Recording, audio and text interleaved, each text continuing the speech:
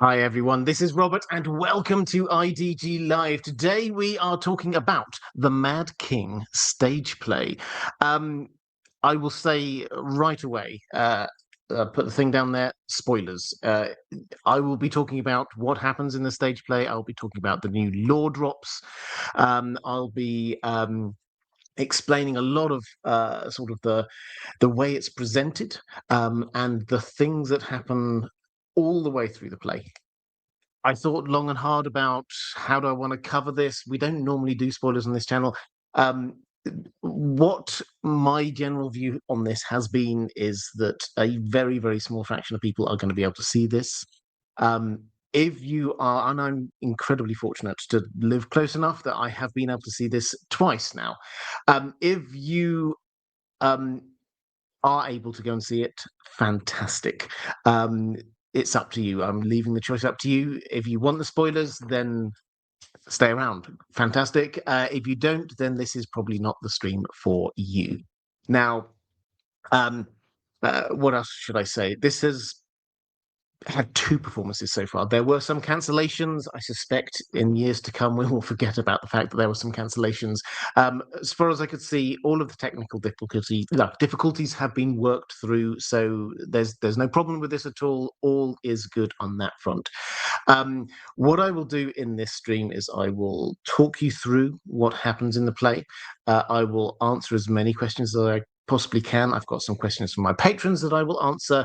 But I should probably start with just a few caveats before we get into this.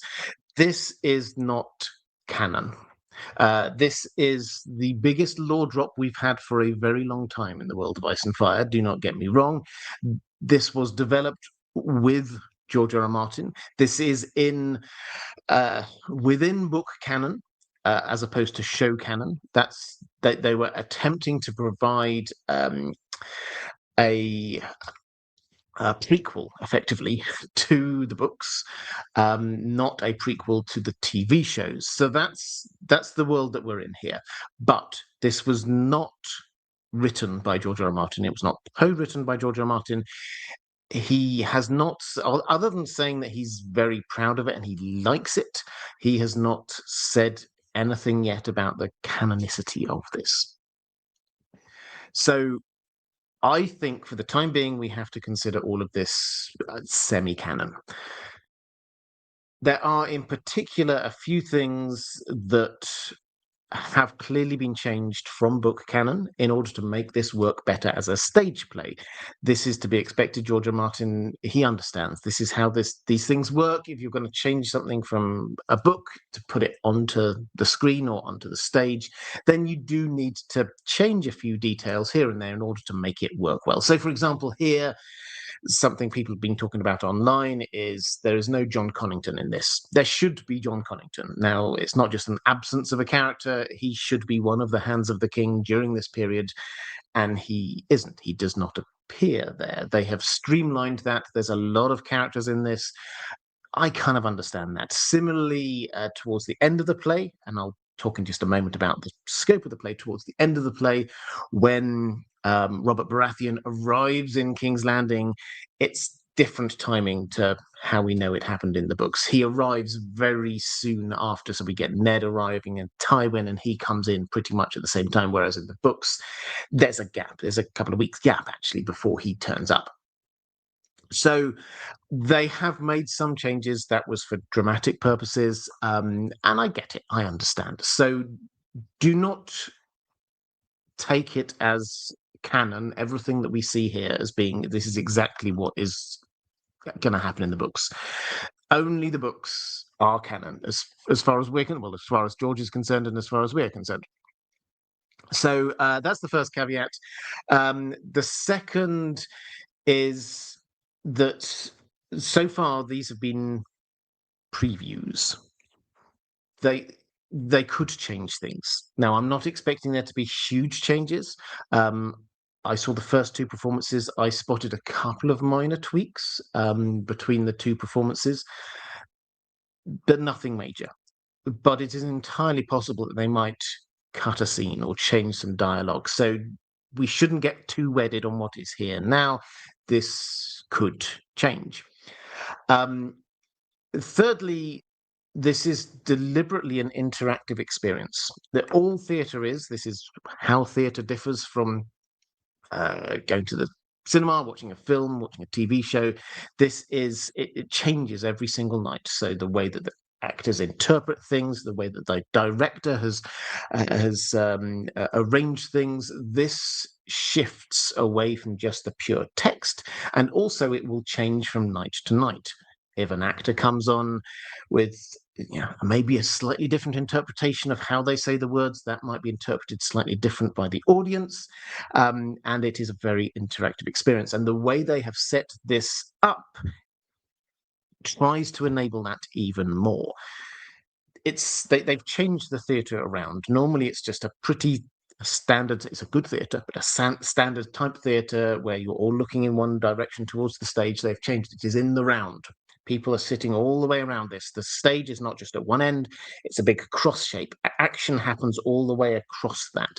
In addition, sometimes the actors even come into the audience. They're shouting things from balconies and things like that. There will be bits, if you've got tickets, then where you sit will depend on the experience you get. I will give you a clear example. On the first night, I was sat actually quite high up, looking at where the stage would normally be. I saw everything that was happening in front of me. I saw the Iron Throne, which was there. I had some friends who were also there who were almost diametrically opposite me. They were looking from behind the Iron Throne, so they couldn't see what I could see in terms of who was sitting on the Iron Throne. I could not see some of the action that happened underneath me. There was a couple of particular moments where there was some scenes happening just on the cross shape, almost underneath me. So where you are will affect your experience of this play, and this is deliberate. It is supposed to be, as I said, supposed to be interactive. You're supposed to feel a part of this. Welcome to Westeros, they say. This is you're in this show. You're not just passive viewers of what has happened. And then I think the final caveat I would say is that there's obviously a degree of human error in this. We don't have a definitive text. I have been to see this. There will be things that I've forgotten, words, lines that might have landed differently with me to other people. So yes, this is my unloading of what I saw, what I experienced, but other people may well have picked up on other things. Okay, caveats out of the way. One thing I have to say right up front, if you can see it, see it. It's really good. It really is. The production quality is fantastic. The acting is excellent. The dialogue is great. They've used dialogue from the books whenever they can, as far as I can tell. It's quite intense. It's 4 hours long. In fact, both performances I was at, including a 20-minute interval in the middle, they stretched over the 4 hours. So this is a long play, and it takes you through a really long journey, all the way from the very start at the beginning of the turning at Harrenhal, and it ends right after Robert's Rebellion, the crowning of King Robert, effectively. So that's what scope we've got, and the writer and the producer actually they talk. If you read the what they've been saying about this is that they persuaded George R. R. Martin to allow them to do this extra bit.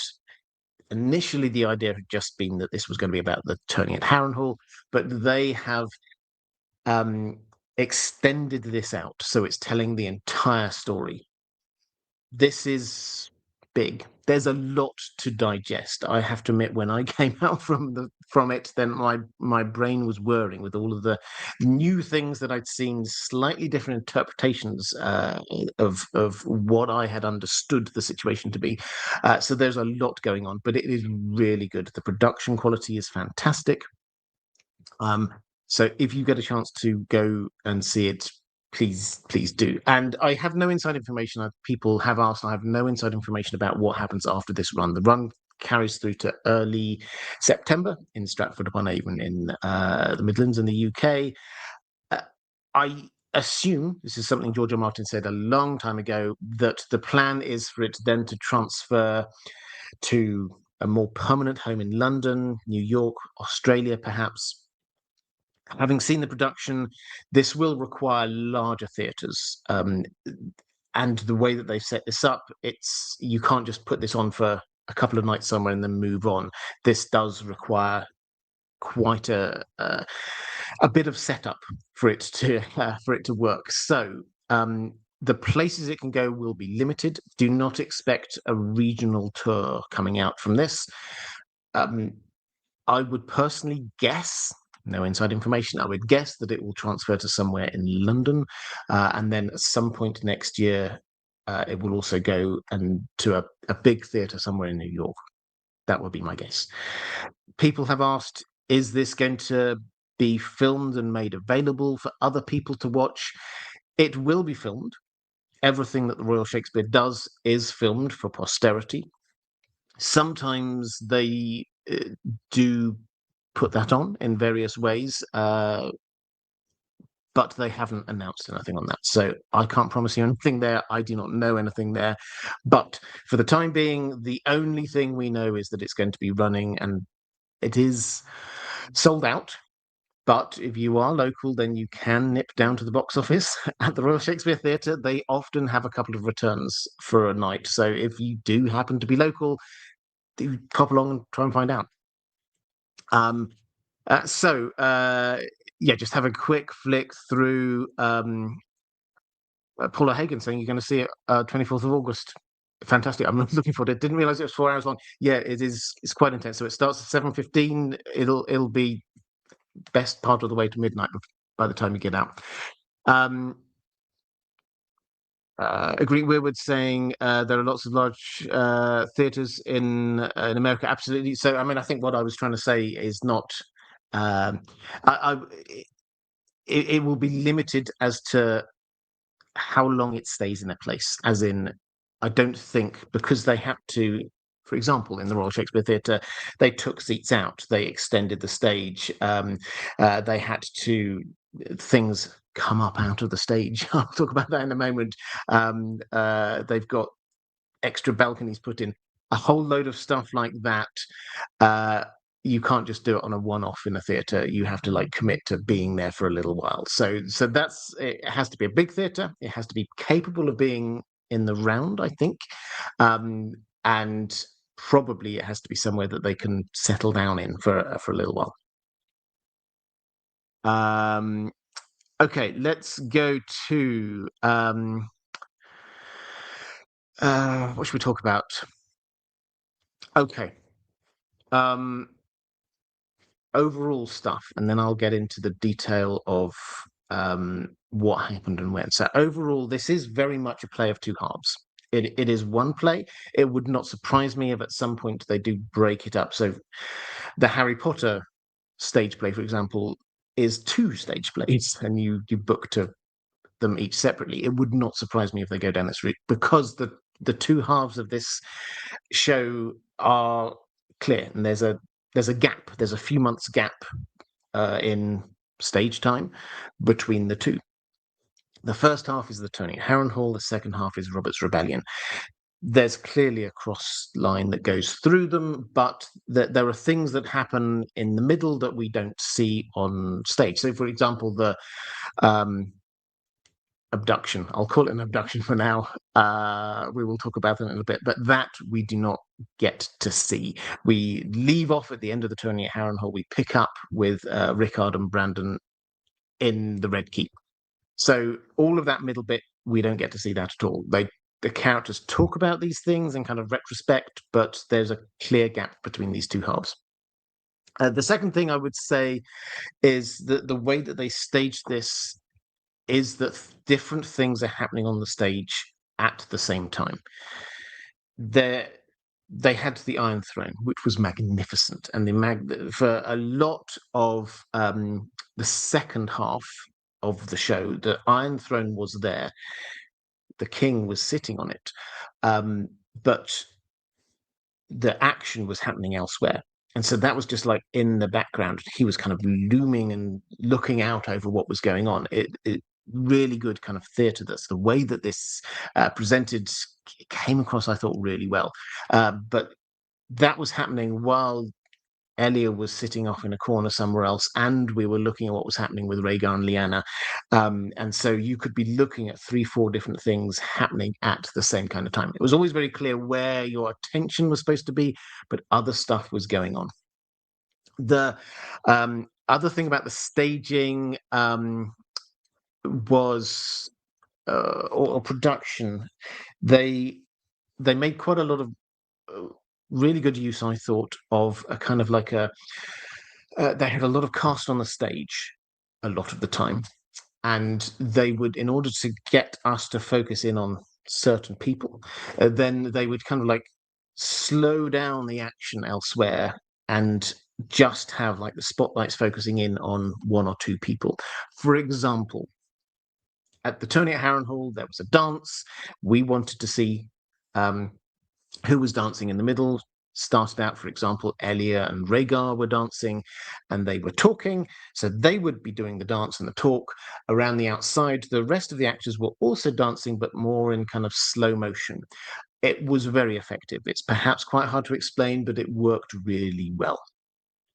So I appreciated that. They took that approach also into combat, because there's quite a lot of fighting in this. The second half in particular, with the rebellion, there's a lot of battles going on. And so they would do things, the combat kind of in slow motion. And they would then pause. They often used the lights very effectively for this. There was music going on in the background while this was happening. And then you would get a bit of action, and then the lights, all the lights in the house would go off. And there'd be a pause for just a few seconds, and then they come straight back up. And the action which had frozen in one position had moved on to somewhere else. And so you're almost kind of like playing catch up. And then it goes into slow motion, and Robert Baratheon, whoever, would come up with his big hammer like that and come down. The closest visual equivalent I could come up with was if you've seen something like 300 or Spartacus, where they often slow the action down to be like when it's combat, so the gore and things isn't there on the stage play, obviously, but the way that you see the detail of what's going on, it turned a lot of the combat sort of into, it felt a bit like a dance. So that was good. The other thing which there was a bit of talk about beforehand was puppetry. Now, if you're not a theatre goer, then this might sound a little bit, puppetry, is that going to work? It did. So this is modern theatre puppetry. If you've ever seen on the theatre something like Warhorse, that's the kind of standard we're talking about. So you would have a horse coming on stage as a puppet, a full life-size horse, which was being manipulated by 3-4 different people, and the actors would be sitting on the horse, and it worked really well. They've got some fantastic professionals doing that. So yes, the puppetry as a whole was excellent. I would highly recommend you check out the CVs of the people who've done that, because they've done some other excellent things as well. But yeah, so it didn't make you lose your immersion. It actually added to what we saw. So I think that's it in terms of sort of the overview of things. Zahak asking what the Iron Throne looked like. I will just say this. It looked really good. It came up, and I will say again, spoilers. Everything from now on, I'm going to be doing big spoilers. So towards almost at the very beginning of Act Two, the second half of the play, the Iron Throne emerged up out of the set. It sort of just came up like that, and it just kept on going and kept on going and kept on going, and it was good. It was really good. It wasn't like the Game of Thrones Iron Throne, just sort of little low and squat, nor was it like the House of the Dragon one, which is basically the same but with a few stabby swords coming out the side. This was a lot higher. I would say probably 6, 7, 8 steps, taking it up.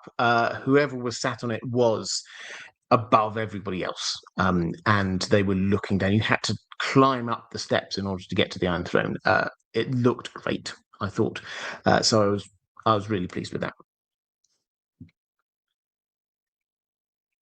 Okay, so let's get into just a little bit of the detail. We've got the opening scene actually uh, from was a procession coming in, people coming into the tourney at Harrenhal, which I think kind of showed a lot of how they worked this, because the colours were there.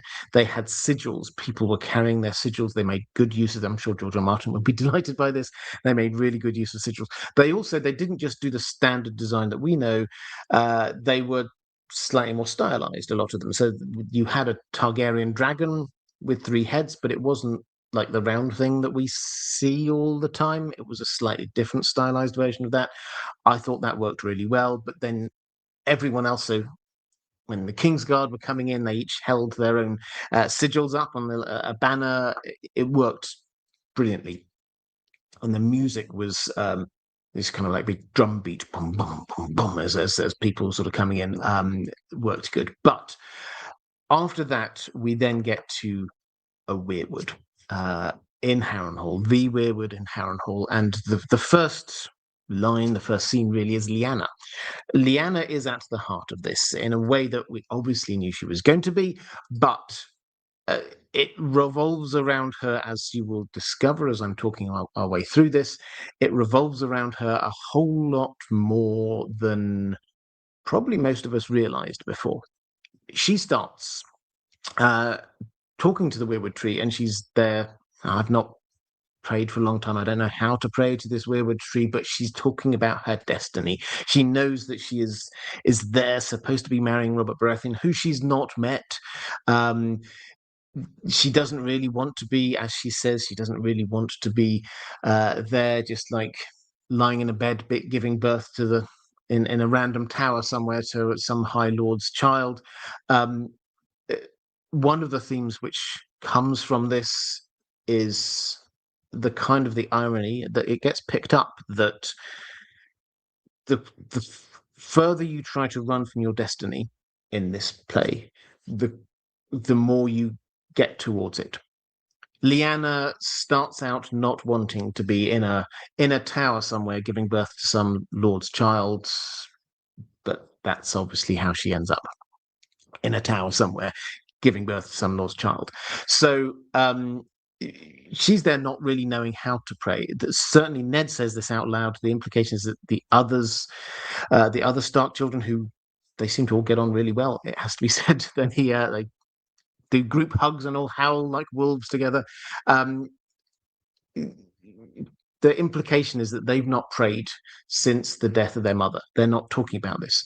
Bereavement and an ability or inability to bereave is another massive theme which comes through here. You will see it come up several times, particularly with Robert Baratheon, also with Ashara Dane there, and Ned. A lot of characters have got this kind of bereavement issue going on, and it's also highlighted that this is the next generation in Westeros. You may or may not have really picked up on this when reading about the tourney at Harrenhal, but mostly this isn't the High Lords of the realm, the established lords of the realm. This is their children. Rickard Stark is up in Winterfell. He's not at the tourney. Tywin Lannister is not at the tourney. Aerys obviously turns up later, but it starts out with Rhaegar being there. Robert Baratheon is the Lord Paramount, but only because his father died just a couple of years ago. It's the established lords paramount, high lords of this realm are not there. This is the next generation down. Okay. Then Howland Reed turns up. Now, I wouldn't say it's a disappointment. Howland Reed is not developed as much as perhaps some of us would want to. I suspect this is one of a number of things that has been kind of kept back. George R. R. Martin probably doesn't want all of the secrets spilled in this, which is absolutely fine. But so he turns up, has a sort of a conversation, and he says, yes, he's just come from the Isle of Faces. He was on a pilgrimage of sorts. A couple of times he's asked, did you meet the Green Men? How do they pray on the Isle of Faces? And then he doesn't really get a chance to answer, and things move on. So we do not find out much about Howland being on the Isle of Faces, what happened there. We're told he's there to find the impossible tree, the impossible weirwood. What's that? That is the Harrenhal weirwood tree. Why is it impossible? Because it survived. All the other weirwood trees around there were cut down in order to be building Harrenhal. Harrenhal, the stone of Harrenhal itself, was not just burned by Beleriand, but melted. This tree survived. So it's kind of implied that it's a bit of a special weirwood, this one. Also, it's kind of got a frowny face. The weirwood in Winterfell has apparently got a smiling, laughy face, which, if you've not made the connection before, the Knight of the Laughing Tree is the weirwood at Winterfell, not just a random weirwood. That's what this is supposed to be. So, Howland turns up. Lyanna starts talking to him. Then the three squires come along and we get the inciting incident. She tries to protect him. The other Stark kids arrive as well. The squires run off. And for a lot of the next while, the Starks and Howland are kind of debating how do they get justice for this. And they do come around to this idea that somebody should be entering the lists, the jousting, and should be confronting those the knights. But the question is who? And Brandon, they decide no, he's got too much to lose. He's going to be the Lord, so he can't be seen to be. If he lost to those guys, that would be really quite. Having sort of challenged them on a matter of honor, that would be really quite bad. Benjen is too young. Lyanna, obviously, she's a girl, so she can't. Ned, some people are suggesting that maybe he should do it, but Ned is all the way through this. Is like that everybody seems to have their destiny mapped out in some way. Brandon is going to be the Lord. Lyanna, she's rebelling against it, but she knows what she's supposed to be doing. She's supposed to be marrying Robert Baratheon. Benjen, everyone's always telling him he should be going to the wall. He's the fourth child. He's pushing against it for most of the time, to be fair. But everybody's kind of destiny is kind of mapped out. Ned is all just, well, what's mine? And there's quite a touching moment when Lyanna says, yours is to be a father. So then we get Robert Baratheon turning up. Now, Robert Baratheon emerges exactly as you expect him to be. He's drinking, he's the center of attention, he's charismatic. All the way through this with Robert Baratheon, we kind of see the side that we don't see in Game of Thrones, because as fantastic as Mark Addy is as a performer, he is showing Robert Baratheon, who's been king for 15 years. He's not showing the war hero, Robert Baratheon. That's who we're seeing here, who is a leader of men. And he's also, we're kind of invited to be more sympathetic towards him, because we're told about the loss of his parents, and it's clear that he's not grieved properly for them. He saw them dying, for those who missed this. So his parents went off. Eris sent them off to try and find a bride for Rhaegar. They were dead. failed, but they returned, and then there was a storm just outside Storm's End, and their ship got broken to pieces, and they lost their lives. And Robert and Stannis witnessed this, apparently, from the walls of Storm's End. Here, the play takes this an extra step forward, is that Robert Baratheon, he didn't just like see it looking out from the walls of Storm's End. He tried to go and rescue them. He tried wading into the waters, swimming to try and help, and had to be kind of pulled back. And the bodies were never found. He couldn't mourn properly for them. There's some times when he's there and he's just like shuddering with tears, and he's so the tide, Ned, and he's clearly got some kind of post-traumatic stress going on here. And so the drinking and the womanizing and the fighting, this is he understands it. He's self-reflective enough to understand these are tangible things that he can hold on to, that he can do, not the kind of because he can't grieve his parents, because he never had the chance. And so later on, as we sort of work our way through the turning at Harrenhal, when he and Lyanna spend a little bit of time together, which they do, he actually sees her as this kind of hope. He can have a family again. He can work through stuff. He can be. He can show his feelings. There's a couple of actually quite tender moments between them. Lyanna finds him out. The Mad King Aerys plays a rather cruel prank on him, and he's there and he's crying on the stage, and she comes over and she wipes away his tears, and she reassures him it's okay to cry. It's well, that was mean, and it's okay to do that. And it's clearly not an easy relationship, but neither of them had met, and yet they've been told they were going to marry. But there's some moments where they laugh. Lyanna says later, and I think this is one of the kind of the shifts. This is something that happens a lot in the play, is that it doesn't change the story, but it kind of changes our perspective a little bit on it. Lyanna says much later, "I don't hate Robert. He seems like just a man." She sees Brandon, her brother, who's going off and doing stuff, pursuing women, even though he's due to be married soon, and she thinks, well, Robert Baratheon's like that, and I love my brother. I'm not judging him. I'm not judging Robert. So she doesn't. It's not that she doesn't, but it's not that she hates Robert Baratheon. She, in some ways, seems to actually kind of get on with him okay, but she falls in love with someone else. And so that is the kind of the tweak that we've got going on here. So he's arrived, and then we see also Rhaegar, who's there, and he comes in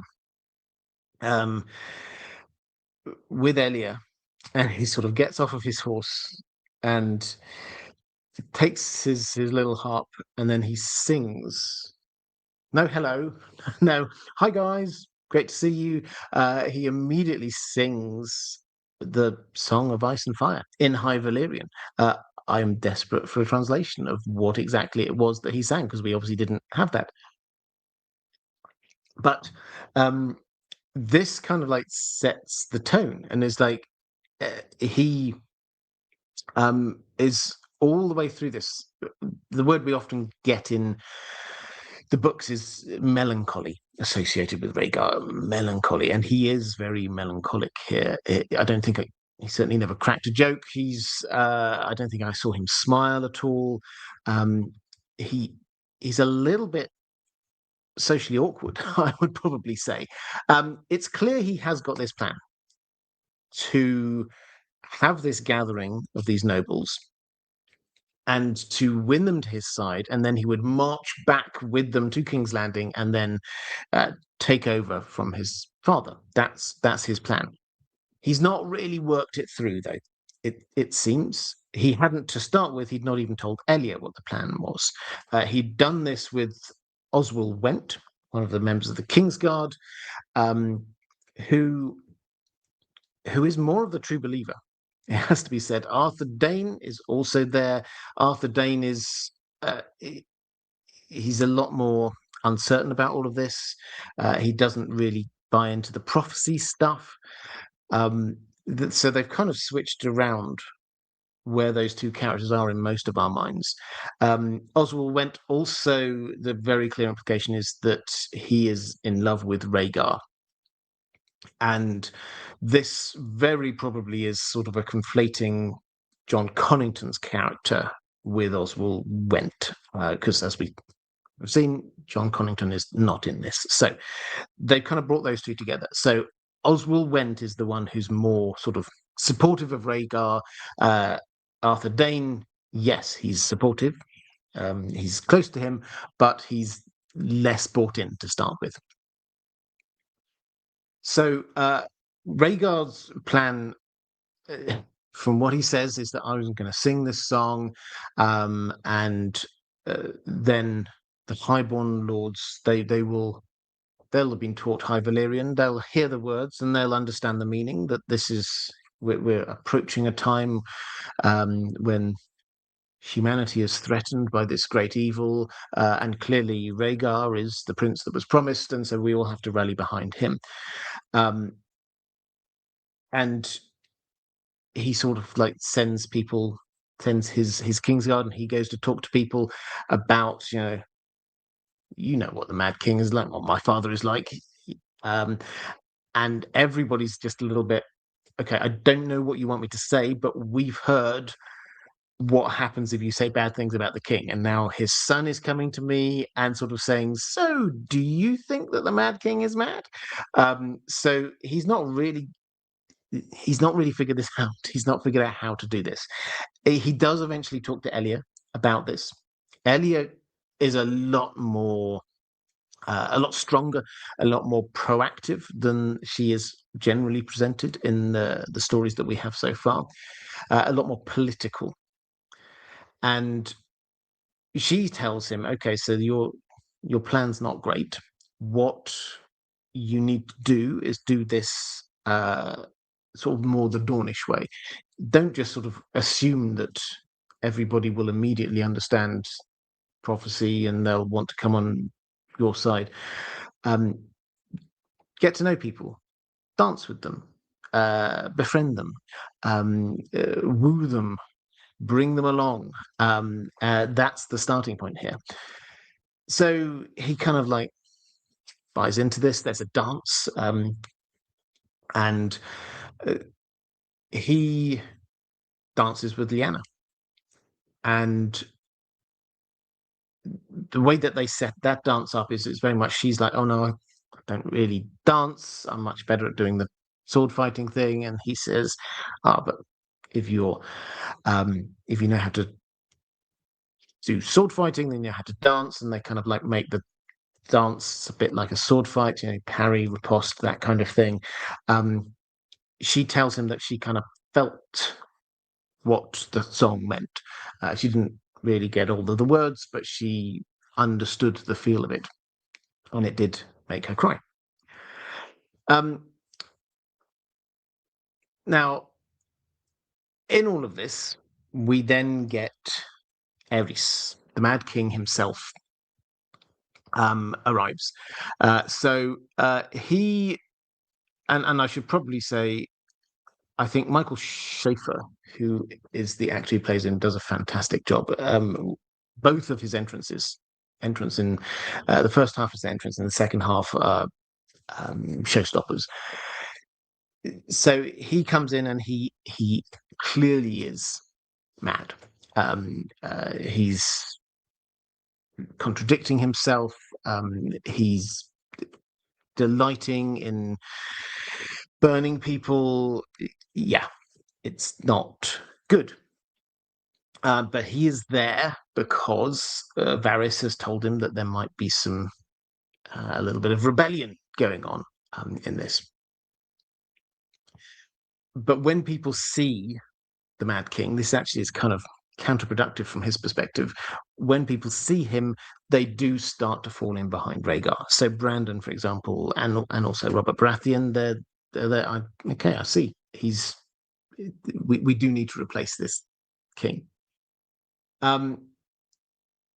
So this is starting to work, but Rhaegar comes to the conclusion that he is not going to be able to launch his coup with his father there, with Varys there. So he goes and decides he's just going to go and talk to him. And there's this really good scene where basically Aerys says, well, if you're going to do it, do it. Here's a sword, kill me. And Rhaegar can't do it. So we're left in this kind of limbo where Elia is now pushing for this. She's very keen. Their marriage, it has to be said, it's a political marriage. They're both very clear on this. There's no love there. They certainly seem to get on okay, but there's clearly no love there, and he clearly doesn't trust her because he doesn't tell her immediately what he is planning. She's not part of his inner circle. And she is in love with Ashara Dane, who I'll get onto in just one moment. So that's the kind of the dynamic, and so she's actually okay with him going off a bit later on. She's very much you can have another wife if you want. That's fine. Aegon the Conqueror had 2 wives.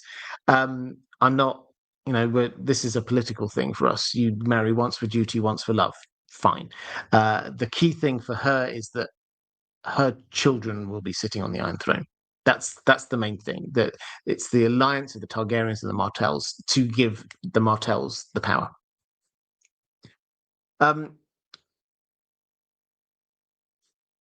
So we talked about Arthur Dane a bit. We talked about Oswald Went a bit. Ashara Dane. Ashara is another character whose role is increased hugely. Now, she also seems to love Elia, but Dawn is a lot more of a kind of a sexually free society. So she is also pursuing other liaisons. There is a sort of a history with Sir Barristan. They never got together, but he clearly is in love with her. She's actually she seems quite intrigued by him too, and he talks about if he enters the tourney and wins, then he would crown her the Queen of Love and Beauty, and he is very clear that she is different to him. She is a lot freer. She does what she wants to do. He, however, is very focused on duty and obeisance is the word he actually uses. That's who he is. And she says she sees fear in his eyes when looking at her because she represents everything that he finds really hard. But he says he sees fear in her eyes as well because he thinks actually she really does want to settle down with one guy. Or girl, but settle down with a person. So that's there kind of bubbling along in the background. But the main love interest is for her is Brandon. I say love interest, it's more of a lust interest as far as we can tell, although she does seem to grow to care about him quite a lot. And they do get together, and Ashara does fall pregnant with Brandon's baby. If your heart is breaking over Howland and Ashara, if I don't mention it later, I think there's still hope. But we will come back to that in just a moment. But here in the tourney at Harrenhal, in the stage play, it is very clear this was Brandon and Ashara. Ashara does. She does dance with Ned. She has sort of conversations with Ned, and Ned is he's also very straight-laced. He's saving himself for marriage. He doesn't want to get with anyone until he's married. But still, she kisses him. So you could see where the rumors might have started on that front, but nothing happens between them. Then we get to the tourney.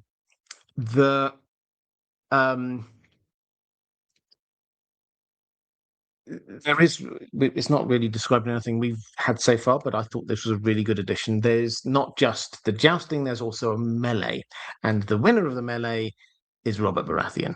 This kind of establishes him as this really good fighter, which is good. So I liked that a lot. While that kind of thing is happening and the tourney's going on, baby Aegon is born. So this is a shift in timelines. I've told you there's a few things they've shifted to make the dramatic presentation work better. So he is born at Harrenhal during the tourney. The first bit, Elia is very heavily pregnant. Now, so she, we're told then she can't have any more children, which is a blow to Rhaegar because he at this moment is very focused in on the prophecies, and the dragon must have 3 heads. And if you remember the scene when Dany is in the House of the Undying in the books, and she looks through one of the doors and she sees Rhaegar with Elia, and he's holding baby Aegon, and we get to see that happen. And he says things like, there must be one more. The dragon must have 3 heads. So he thinks he needs another child. And while that's happening, he sees a vision.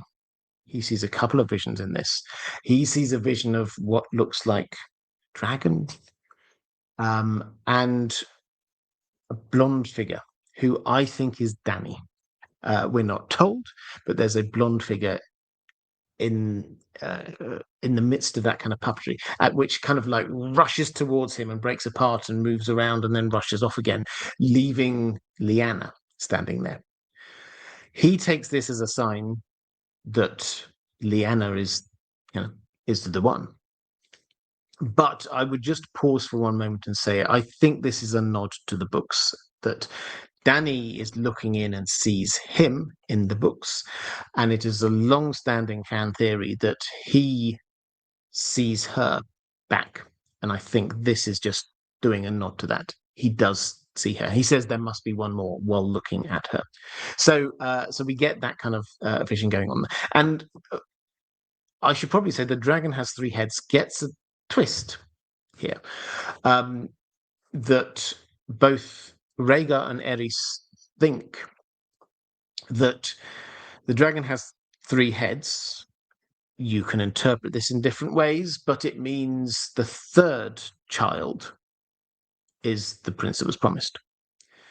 So they're very focused on this idea of a 3rd child. And you may have noticed they have both, at this moment in time, got 2 children. Now, Aerys, a little bit later on, he kind of gives this little speech to Rhaegar about the fact that he'd kind of given up on this now. He'd had 2 children. They'd had a lot of failed pregnancies, and he kind of decided, okay, it's not happening. Rhaegar, however, decides that he must have this 3rd child. Now, if you remember that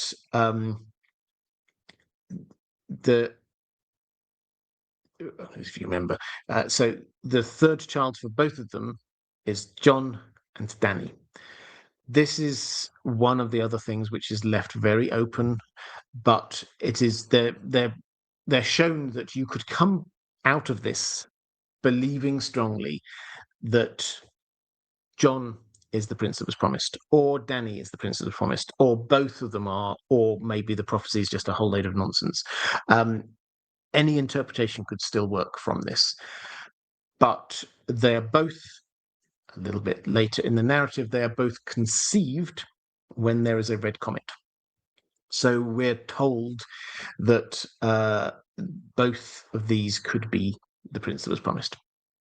I've digressed a little bit here. But where were we at? The Night of the Laughing Tree happens. We do not see the Night of the Laughing Tree actually in the lists.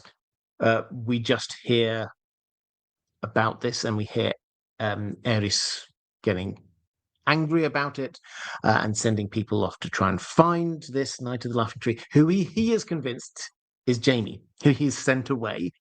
He is convinced Jamie did not go away, was disobeying him, and entered the lists as a mystery knight, Night of the Laughing Tree. Rhaegar goes off and finds this mystery knight, and it is Lyanna. The Night of the Laughing Tree is Lyanna. It's not just her, though. It's made pretty clear that certainly Howland and Benjen were in on this as well, possibly Ned as well, maybe even Brandon. But it was her. And she was, many times we're told that she was the best rider out of all of them. She couldn't really be defeated, certainly by Benjen.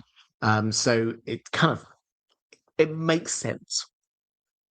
So Rhaegar finds her, and then they have this kind of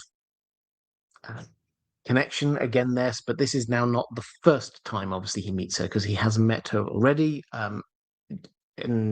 with the dancing. So this is then just adding an extra layer to it, which again I think is good, because otherwise this was quite quick. He found her and then decides that he was going to crown her Queen of Love and Beauty. So anyway, the jousting happens. The Night of the Laughing Tree doesn't return for the second day. We see the jousting with the puppetry, which again I don't think puppetry gives it full justice. But we have, so Brandon has a battle, if that's what you have, a tilt against Rhaegar. Rhaegar defeats him. Brandon takes it well. That's not a problem. Then we get, I think it's then Arthur Dayne does, and again Rhaegar survives. Then Barristan Selmy is the last person, and they unhorse each other. At which point they kind of like get back up, grab their swords, and the idea is then they were going to fight each other to see who the champion is. But Barristan Selmy refuses to fight his prince and yields, and so Rhaegar is declared the champion. So that's how he becomes champion, not just by defeating everybody, but because Barristan Selmy refuses to fight him. The implication is probably because Barristan Selmy is a bit of a legend, that Barristan could have won, but didn't.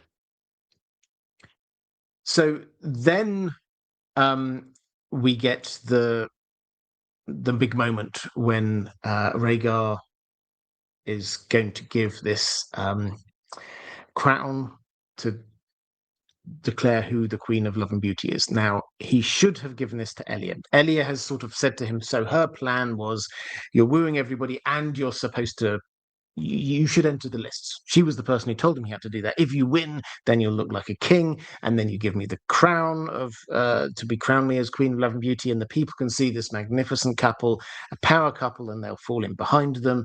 So this is all of her thinking, but he doesn't give it to her. He gives it to Lyanna instead. The place erupts, and we just get the last scene where he finds her under the weirwood tree, and she then says winter is coming because it starts to snow. And that's the end of the first half of the show. Right, let's I'll have a quick flick through the chat actually to see what people are saying.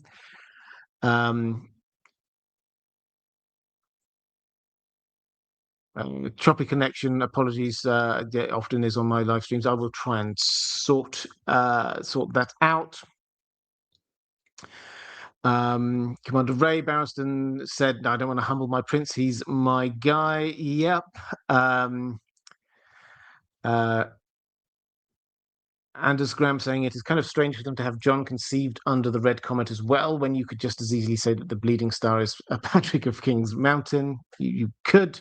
John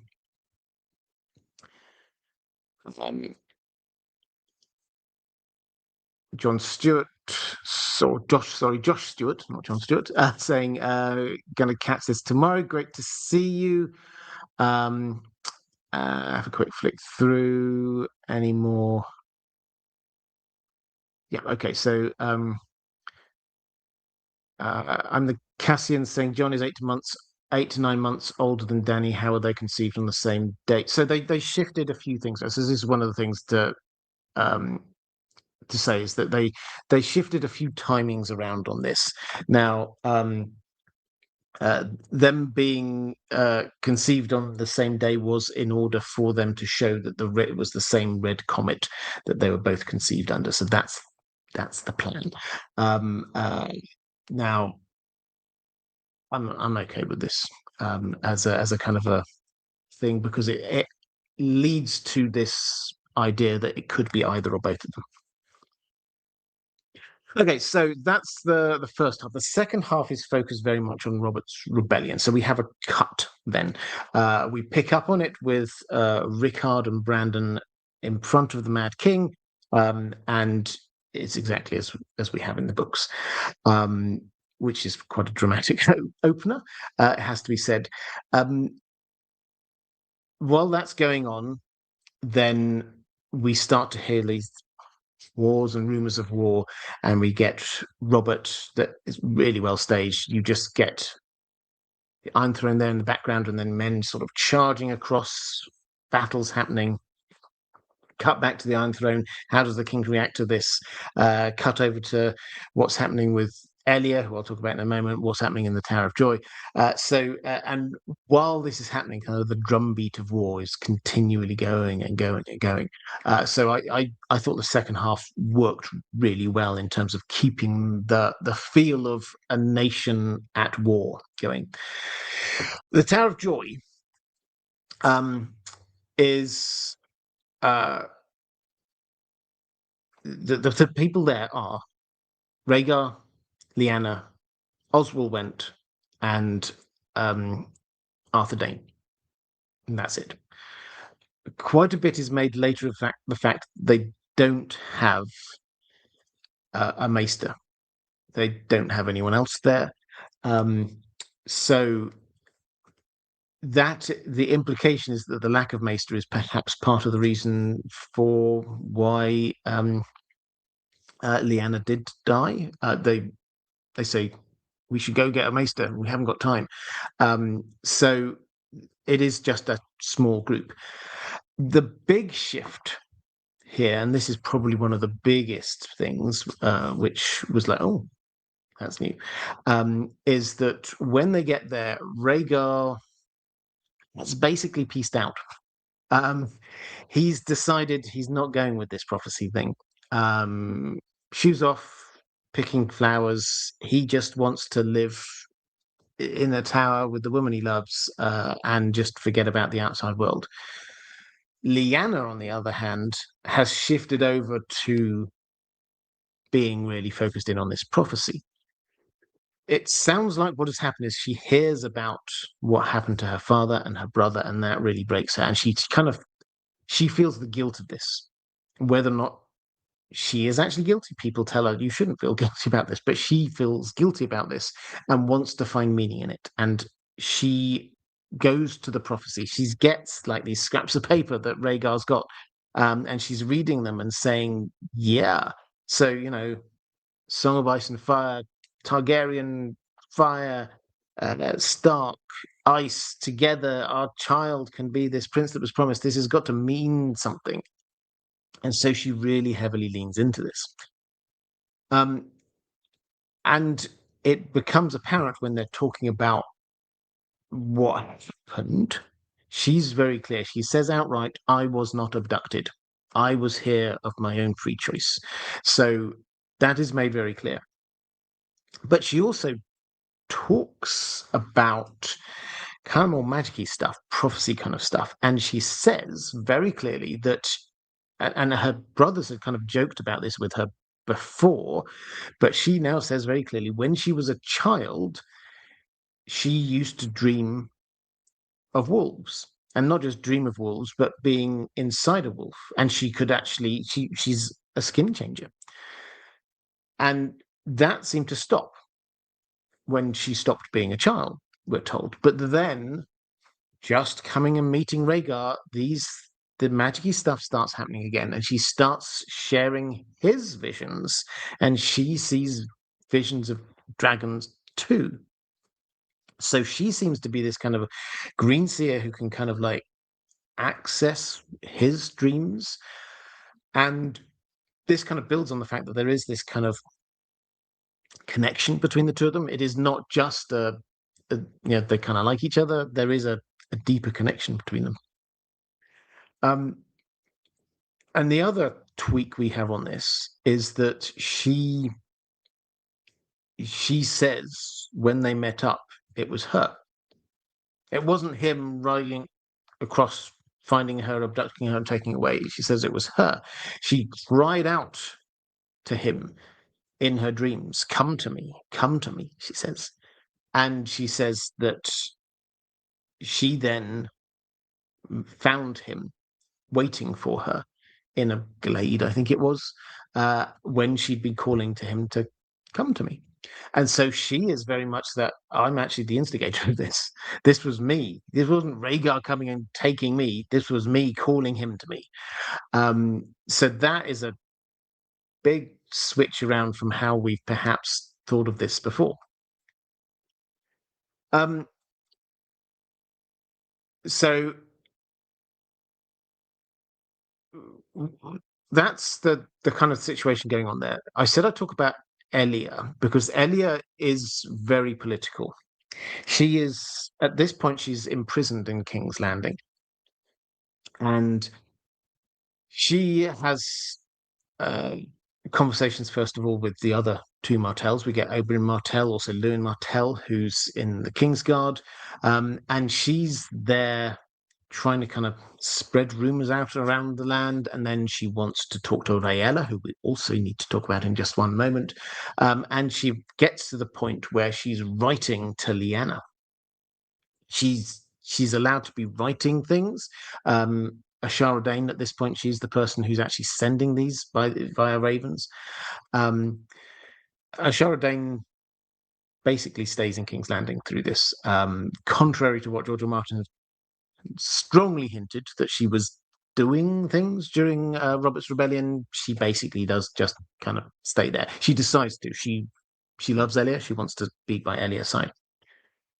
So we get this period of kind of pen pals between her and Lyanna, and Elia decides that she wants to write not to Rhaegar, she wants to write to Lyanna, and try to persuade her to get Rhaegar back in the game, because in her mind, you can't just kill Aerys now, because Rhaegar, who knows where Rhaegar is, we would then get Viserys becoming king.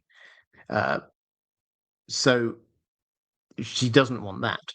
What she actually wants is Rhaegar to come back into the game, win the war, depose Aerys, and then she can be there ruling with him. Her children will be on the Iron Throne after him, and she doesn't really care what Rhaegar gets up to. If he can have another wife if he wants to, not a problem. But she needs to get Rhaegar back into the game. So the writing is going on there, and Lyanna is writing back. Now, this kind of works because it does seem to be persuading Lyanna of a few things. But also those letters then get intercepted by Varys, who's good. I don't think I've mentioned Varys much before, but there is some comedy, some light touches in this. A lot of them come from Varys, and Varys is fun. I like him. He's the same kind of character he is in on the TV show. Then we get this kind of like the red comet is there, and Lyanna is the one who's instigating this idea of we have to have a kid. Here's the red comet. This is a sign from the heavens. And then the Mad King also sees this and decides, I have to try again, have another child. We have to have the third head of the dragon.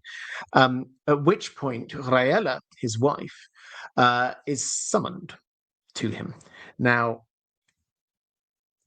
we have, from what we've heard in the books, I think come to this idea of Raella as just being this very put upon woman who is suffering under a very cruel husband, Eris. We're told about the scratch marks on her that he leaves on her, and bite marks even. And Jaime feels really protective of her.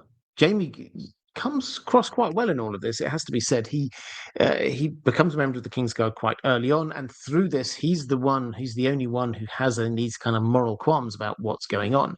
And the members of the Kingsguard are always having to say, no, we promised to serve the king, protect the king, not these other things.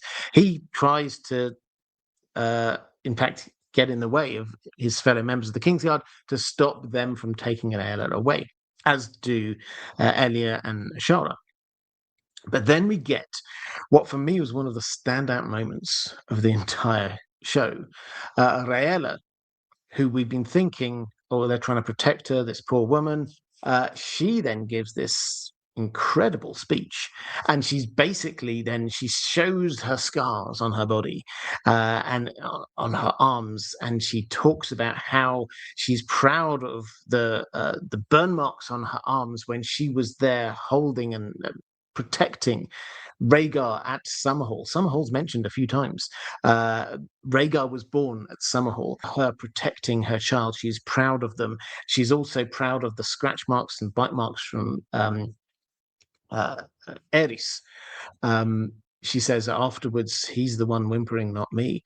And then she just goes, I think the best equivalent I could have is, the bit in Lord of the Rings when Galadriel suddenly just gets like, turns into this kind of dark queen. She just suddenly kind of raises herself up and she literally calls down curse.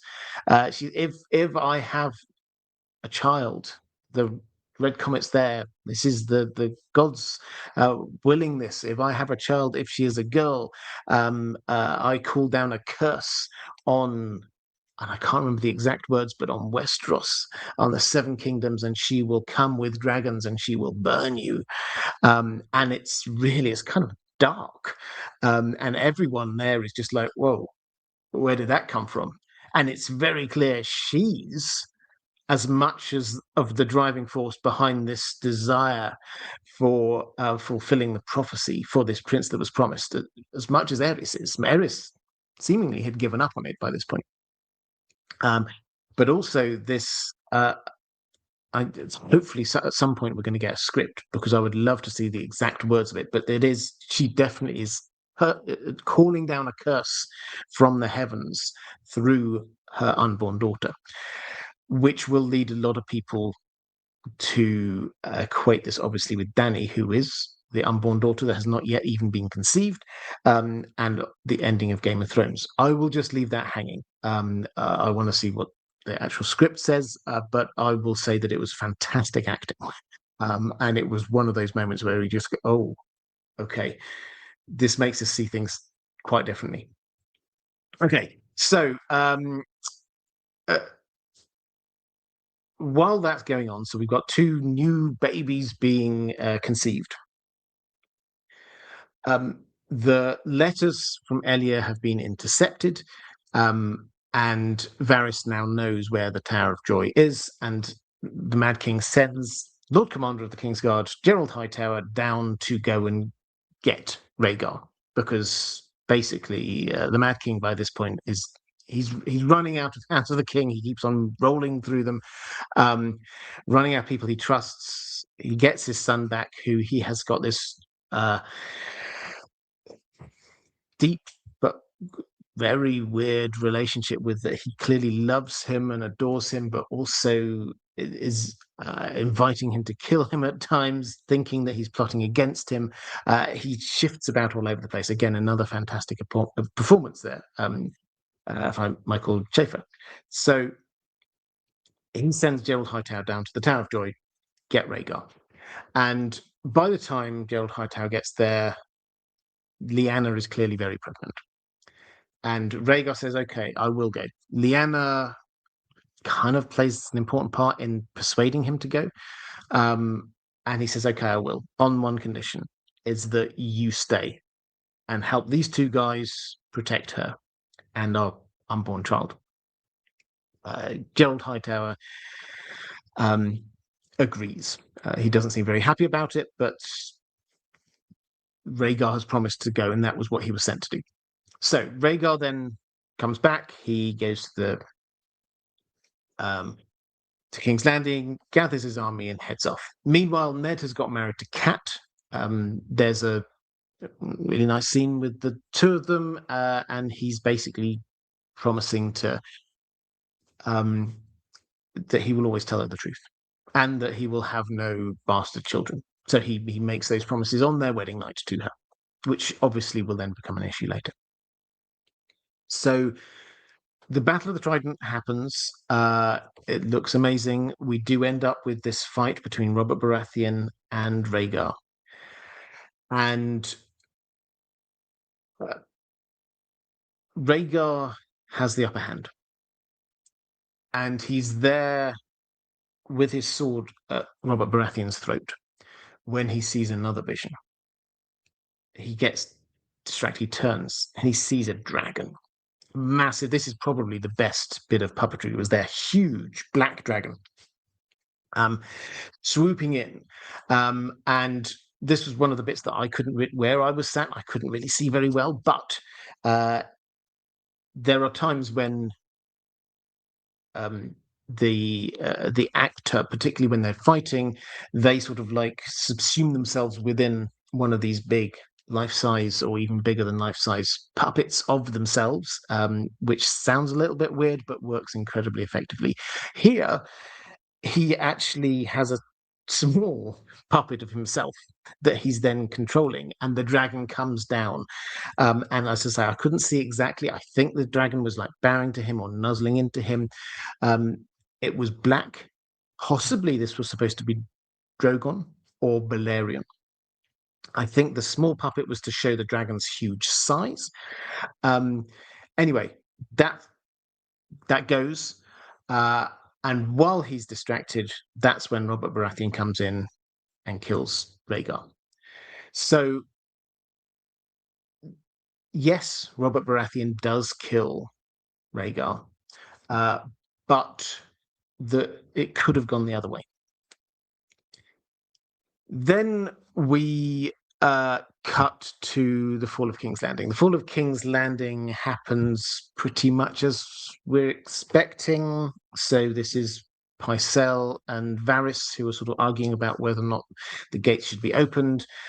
Aerys is very conflicted because he talks about Tywin, who has not appeared at any point in this so far. As this was his boyhood friend, he loves him dearly, but at the same time, he thinks he's been plotting against him. He's moving all over the place, and eventually he decides to let Tywin in, and that's a mistake. Rossart heads off. Where's he going? Asked Jaime. This is Rossart the Pyromancer. And the Mad King says he has his orders, and it's been made very clear that he's going to blow the city up. Jaime rushes off after him. Off stage, kills him. I think it was off stage. It might have been underneath me. Who knows? But he goes up, he kills him, and comes back, and he does kill Aerys, having changed into his golden armor. So this was like stepping out from his being a a white cloak, as it were. Still had his white cloak, but he was changing into Lannister armor to do this. Kills him, does sit on the Iron Throne. Ned comes in and sees him there. And Tywin comes in. And this is it's quite a subtle moment, but he doesn't say anything when he first comes in, and he rips the white cloak off of Jaime, and then he very gently places it over the Mad King, and he just kind of puts a hand on him just for a couple of seconds, and just as if he's grieving. And it does make you think, well, they were childhood friends, but that's a kind of a sentimental side to Tywin that we probably weren't expecting. But then Robert Baratheon also comes in. So this is the timing things that they've done to make things more dramatic for the stage play. In reality, he shouldn't be there at this point, but he comes in. And it's like, well, what now? Tywin basically bends the knee straight away and says, no, you be king. And the Mountain comes in, dragging in the bodies. Now, I can talk about this a little bit more later if you are interested. It was left open whether the baby swap thing might happen. There were a couple of hints, maybe, but nothing that made it look like it did. And if you weren't looking for something, then you definitely wouldn't have thought it. So Robert is then there, and Cersei sort of comes in and is like presented, now you can marry Cersei and you can be king. And Robert's kind of in two minds about this. Ned is angry about the killing of the children and the fact that Robert is ordering the deaths of Viserys and Dany. But Robert says you've got to go get Lyanna. So we cut over to the Tower of Joy.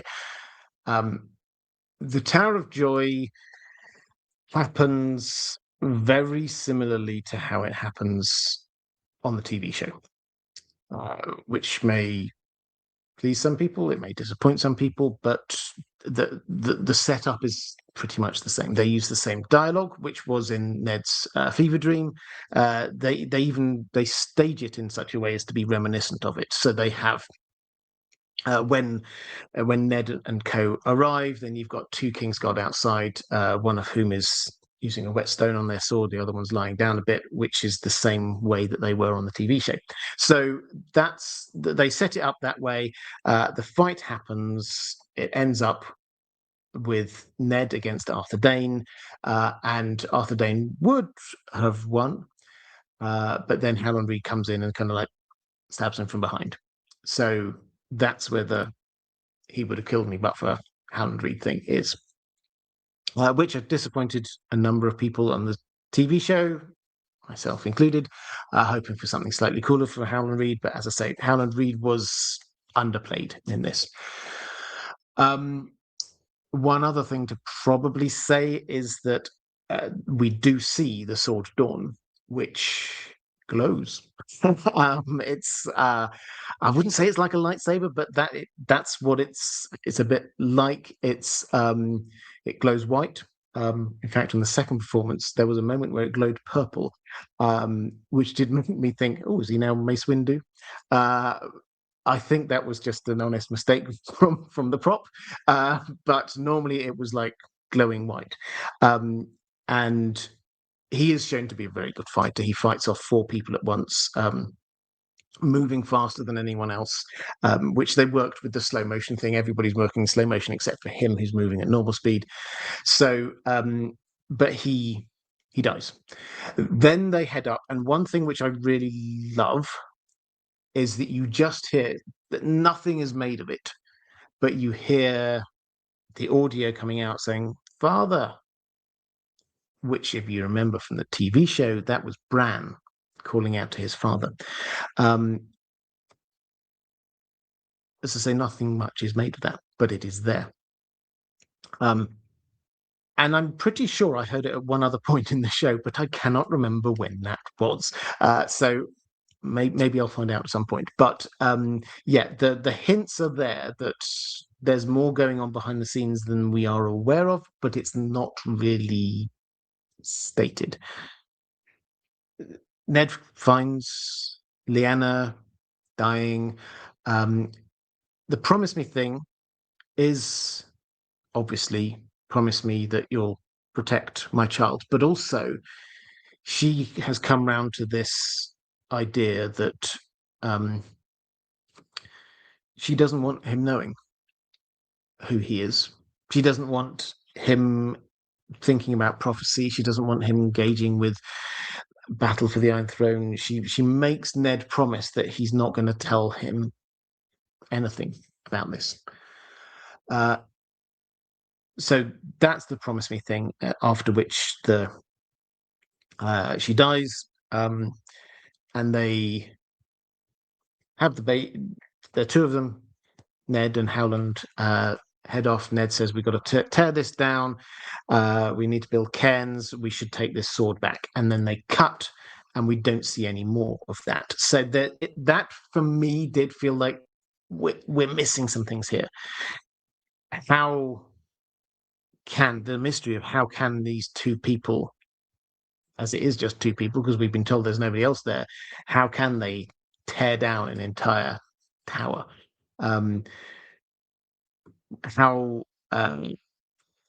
What happens when they get to Starfall? Who is it in the books? Ned thinks very specifically that after Lyanna dies, he kind of blacks out and he says, "That's where they found me." Who are they?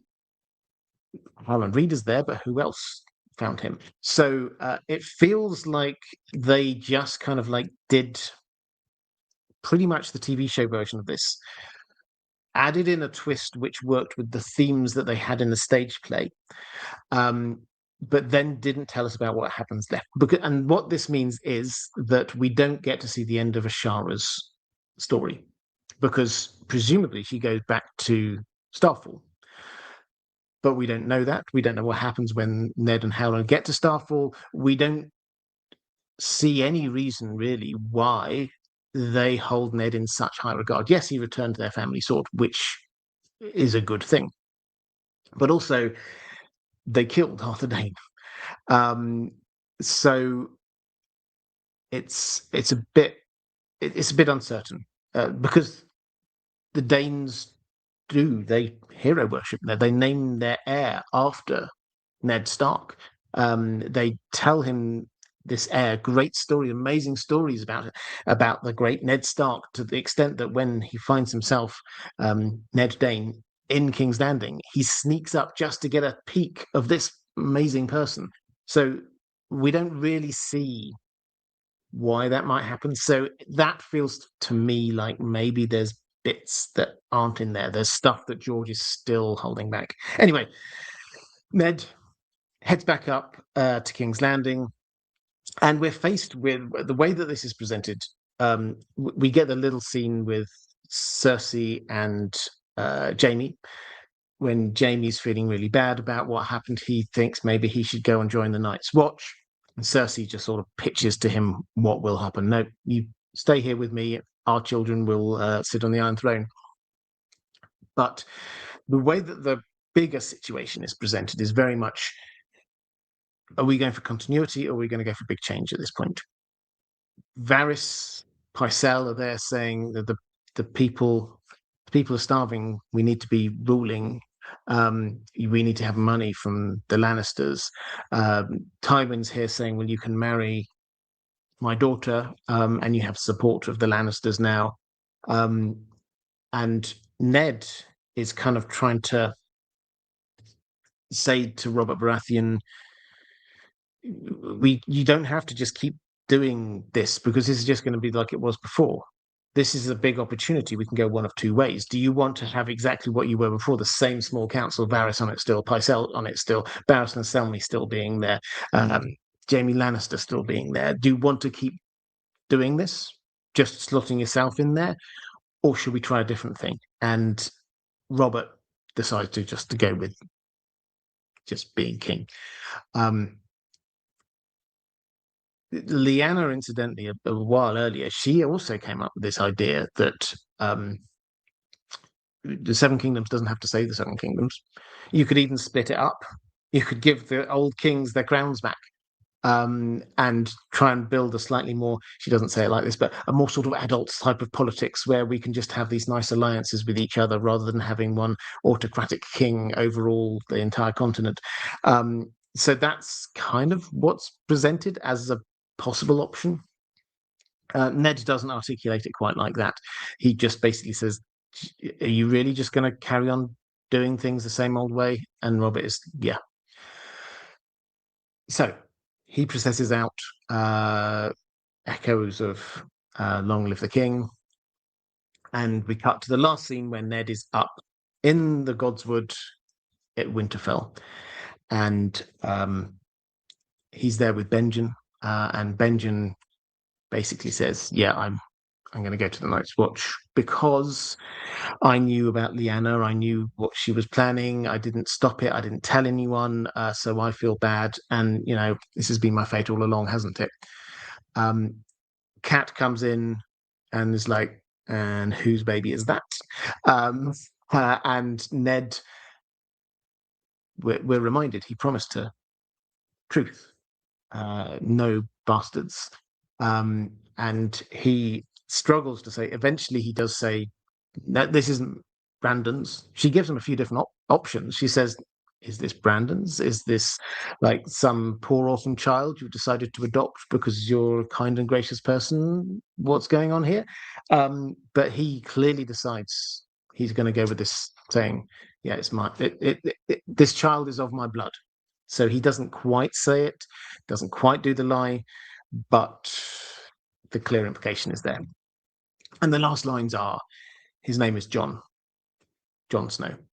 And that's it. That is the Mad King stage play. So I'm happy to take some questions. A few concluding thoughts. A reminder, semi-canon. Do not take this as absolute gospel truth for the books.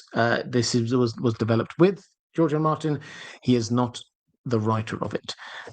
There are things which are going to be different. So we can take this as some kind of hints. I'm sure there's a lot here that may well be true and come from George R. Martin.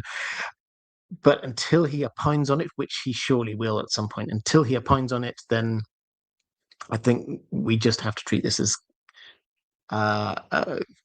semi-canon. Overall, I would say that what we have here is what I would call as within the bounds of major fan theories. There's nothing here. There are some things which are new, different takes on stuff. There's the twists of how we view certain characters. There are new themes. There's a filling in a few blanks. There's a few things that have been confirmed. Identity of the Knight of the Laughing Tree, for example.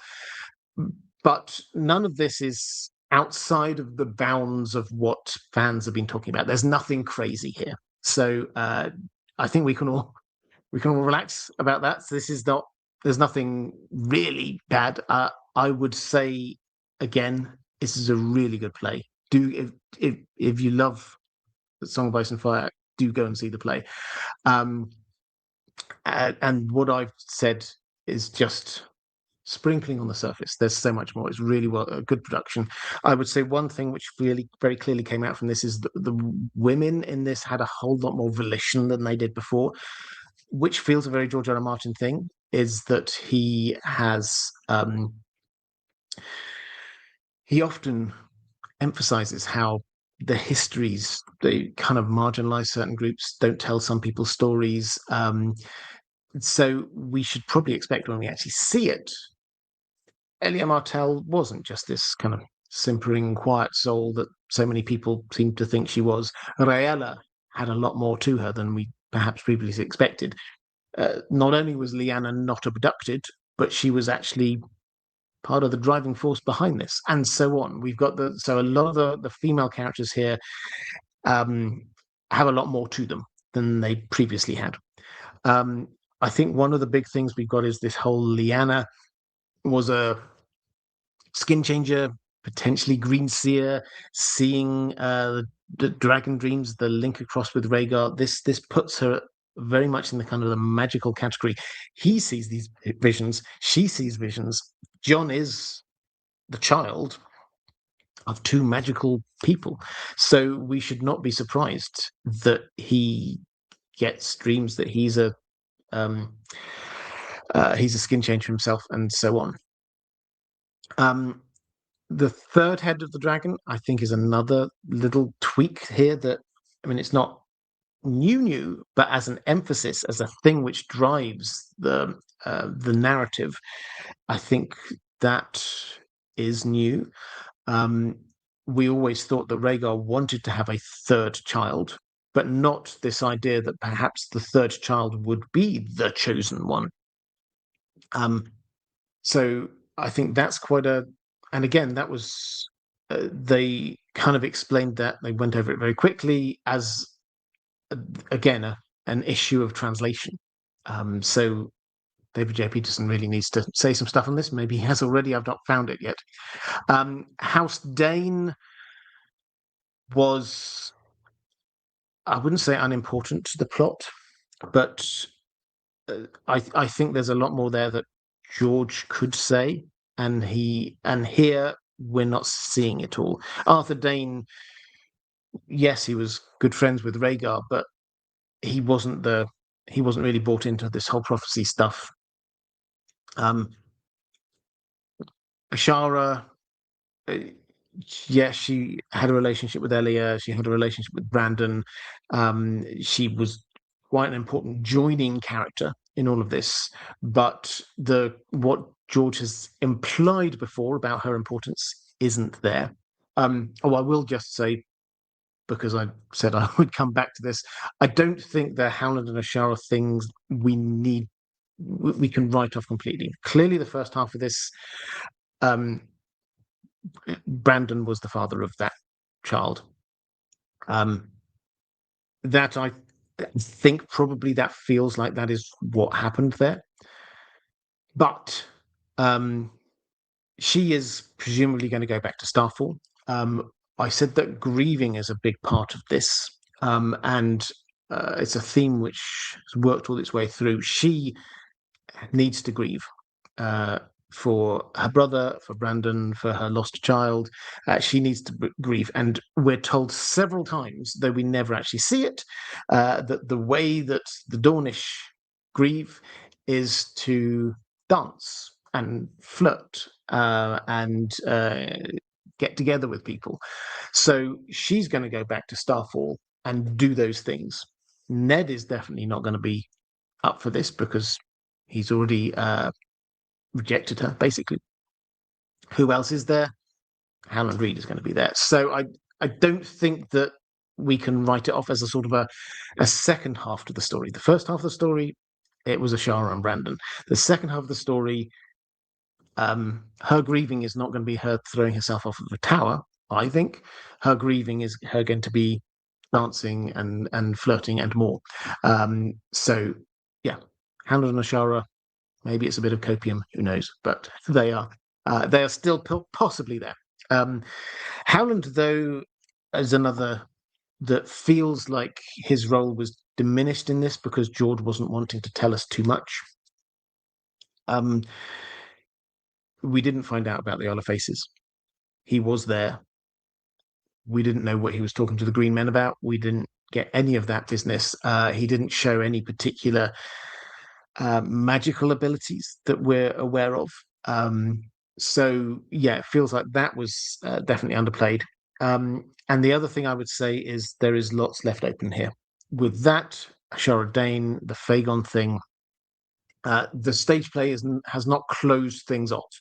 There are some things I think we can now be even more confident about, like the identity of the Knight of the Laughing Tree, for example. But there are other things that have deliberately been left open. So that's it. Let's do some questions. So now throw whatever. I'm very happy to answer any random questions you've got. I've got some from patrons, but let's have a quick look in the chat. Joel Elson, thank you very much for gifting IDG Live membership. I should probably say, actually, patrons, thank you very much. I can't do what I do without your support. Thank you. Moderators, you are amazing. If you're here enjoying the chat, then that is because the moderators do such a fantastic job. If you could show them a bit of love, I would hugely appreciate it. Ghost Streamer saying, with focus on the third child, isn't Arya a third child too? Thinking of the Aemond Alice theory from Cats Went Mother. She is, but it's... So the context of it was within the context of the prince that was promised, and the idea that they had to be conceived under a red star, or bleeding star, and on the stage play they opened one of the side doors and shone a red light through it just to emphasize that's what's going on at this point. So Arya doesn't really fit any of those bits, but yeah, so it's not the third child generally is really cool, it's in this specific bit of prophecy.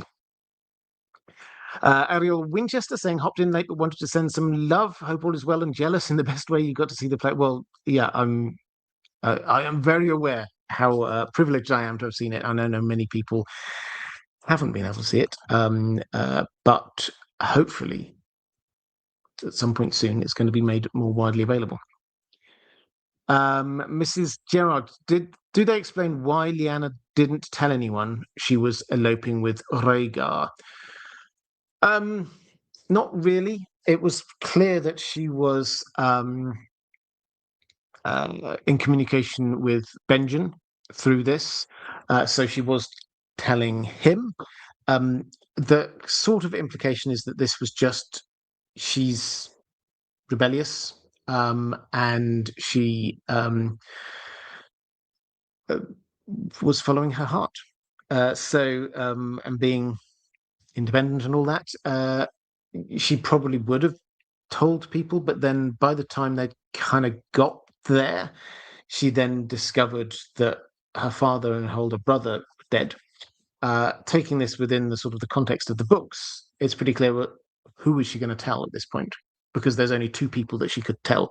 One is Benjen, who she did tell, and the other one is Ned, who had similarly gone missing.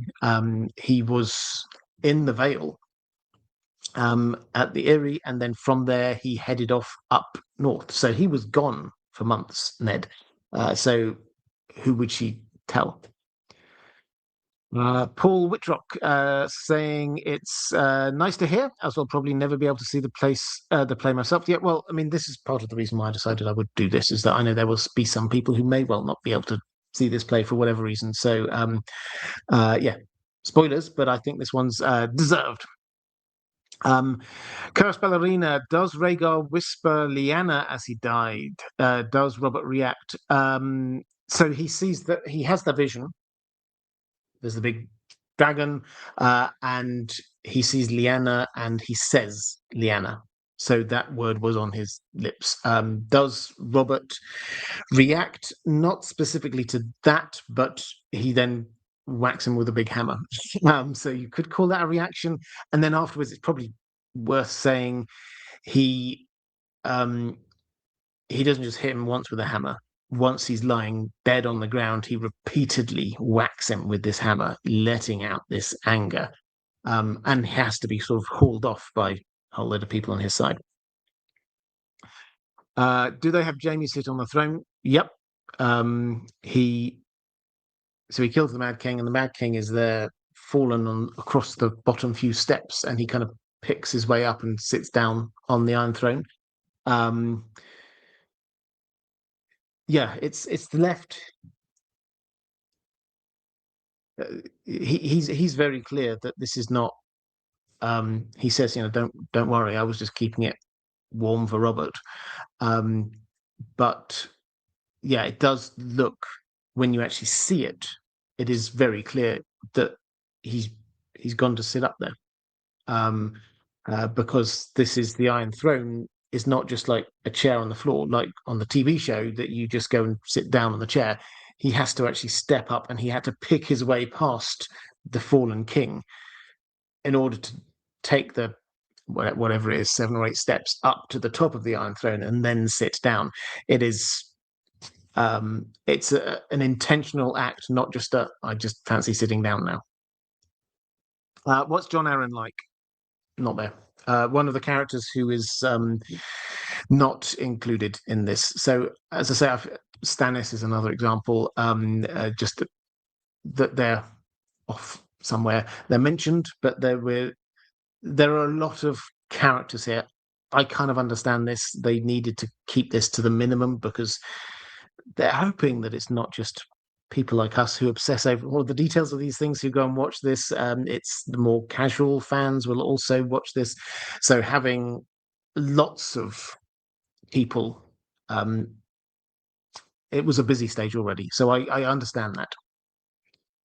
Requires Ballerina picking up for Desert Stormborn Raven wants to know. Thank you. I love it when people pick up questions for others. I want to know if you think Lyanna got a second life if she's a skin changer. I mean, there's no hint of it. So what she says is that when she was a child, she would dream her way into wolves, but then that stopped as she grew up. So the implication is that she does not have a bonded animal, so she wouldn't therefore sort of have somewhere to go. Now, might her soul have then headed off somewhere? Perhaps, but she certainly didn't seem to think. She clearly thought she was dying, and she wasn't thinking, oh, well, let me see whether I can slip my way into an animal over there or something like that. So if so, it's outside of the bounds of the story. Was there more about Dany's birth or Rhaella on Dragonstone? No. It's mentioned in the context of Robert is asked, or he asks about the others on Dragonstone.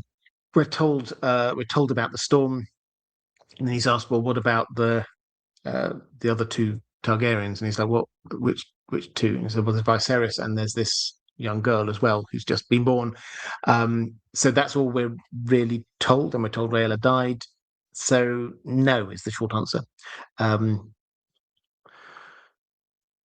Ultraviolent White saying good morning, Robert, and to you. I got here late, so no question as such, but wanted to say g'day and a huge congratulations, 996 subscribers on the main channel. Are you planning anything big for the big 1 million? Well, thank you very much. Yeah, on the main channel, we're nearly there, nearly at 1 million. I have to admit, I've not really thought. I've not really thought what I would do. I mean, I should do something. I don't know. Let me know in the comments below what I should do to celebrate 1 million as and when we get there. At the current rate, it's going to be some point in August, but I don't want to tempt fate on that. Yeah, we're getting close. Thank you very much. So no big plans at the moment. Let's have a look in the chat.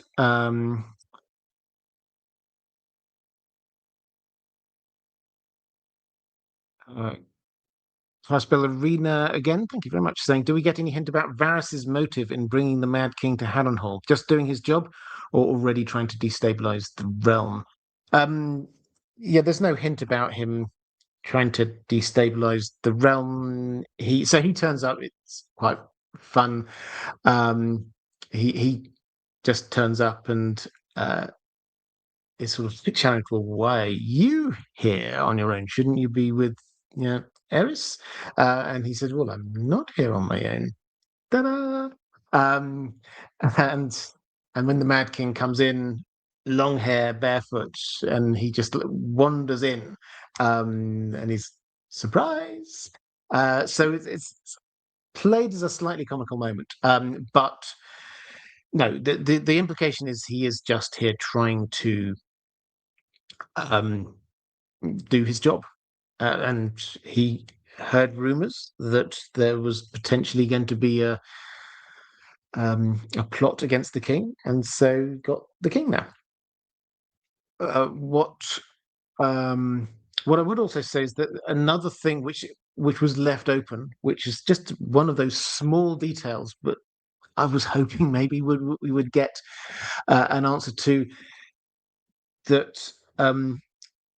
Early on in the war, Robert Baratheon, he takes Gulltown, manages to make it to Storm's End, gathers his army, but three other houses who are remaining loyal to Aerys gather in Summerhall to fight him. And he gets there, he learns about this, and he heads off and he fights them one after another, three battles in one day, and defeats them.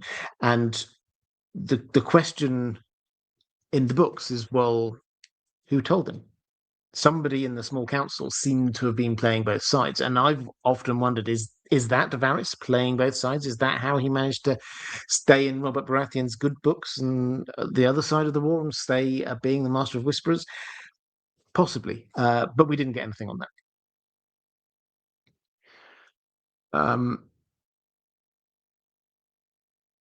Greek Weirwood saying, I wonder, someone asked if Robert heard Rhaegar say Lyanna. I wouldn't be surprised if that was what made him keep beating the dead body. Well, yeah, absolutely. It's entirely possible. Sarah O'Connor Fine Art, hi there, saying, what prop or scenery would you have taken home if permitted? The Iron Throne. It looked amazing. Or possibly the Sword of Dawn, glow in the dark. Loved it.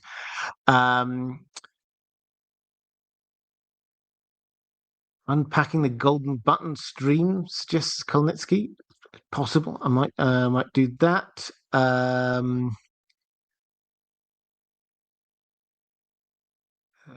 Clarkson saying Robert is too English to celebrate anything ever. I mean, there's an element of truth to that. Barbary Dustin. No, we don't get anything on Barbary Dustin, I'm afraid. We're not told when Ned is there with his companions going to the Tower of Joy. The only person we have named is Howland Reed. The others they just turn up. Howland comes to Ned and says, "I want to come along," and Ned's no, not really. You shouldn't. It's not really your scene. But Howland insists, and then he turns up and he's got some more friends along with him. So that's how that one kind of plays out. So we don't know which one Lord Dustin is, and therefore there's no mention of Barbary Dustin.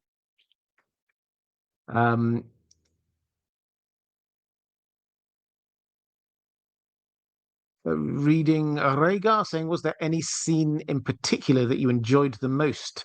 Glad you went. I feel like we're at a campfire hearing the tale from our mates. Well, I mean, that's what I was hoping, was that if you're here, it's because you want to know what's in the stage play. And I'm very happy to tell you. Was there a scene that I enjoyed the most? I don't know. I mean, I think the ones that struck me, I told you about the Rhaella one. When completely unexpectedly she just gives this epic and really dark speech. I thought that worked very well.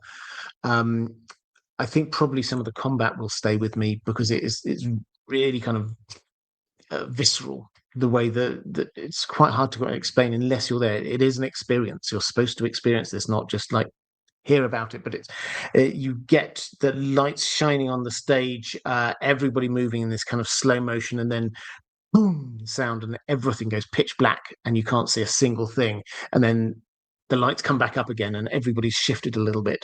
It kind of stays with you. They also do this thing which again is kind of hard to describe, but it works incredibly effectively, where you would get a character who gets hit, say, with a warhammer like that, and then somebody is holding their breastplate and they go flying off backwards while the breastplate stays where it is, and then while everything else remains still, and then they kind of get sucked back up into it and then fall backwards. And it's almost as if this is like their soul leaving their body, and then we see what happens. As I say, it's kind of arty, and it's quite hard to describe, but it feels good. You're supposed to feel the combat more than just sort of like be impressed by their great sword skills. Michael talks about stuff. Hi there, saying, I heard Lyanna and Elia were writing to each other while she was at the tower. Do we learn anything interesting about the content of their letters? Yeah, they were writing to each other. So this is the main thing, the main reason where this heads to. Two things. First of all, this is perhaps, or part of, Elia is trying to persuade Lyanna that Rhaegar needs to get back in the game. Basically, Elia has decided that Lyanna's the key person here, not Rhaegar. She thinks if she writes to him, by implication, that it wouldn't be particularly effective. So she's writing to Lyanna instead, and Lyanna does persuade Rhaegar to go. If Lyanna had said, stay with me, Rhaegar, then I suspect that he probably would have done. So that's part of it. And the other part is that this is how they know where the Tower of Joy is. It's because they intercepted those ravens. And so they know where the ravens were going. So that's it. So, yeah, it's a good 2 or 3 minutes. They have the two actresses on the stage, and they're sort of like sort of talking to each other, but they're writing the letters, sort of almost with their backs to each other. So yeah, it's those are the main points. Is that this is part of what prompts Lyanna to push Rhaegar to go to the Trident, and also how they know where the Tower of Joy is. I think that's caught up on the super chats. Let's go to a couple of questions from my patrons. Let's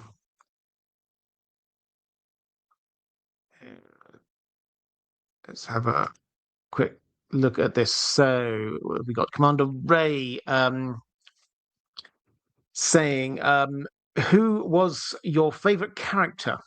Which characters do you think will be most changed in terms of their public perception from this play? So, I mean, I think a bit of both. I think Rhaella will have probably the biggest change in sort of the community as we start to work through this, because from having almost zero personality that has been revealed to us so far, suddenly she's this Dark Queen, which shifts our understanding of how that whole dynamic has worked.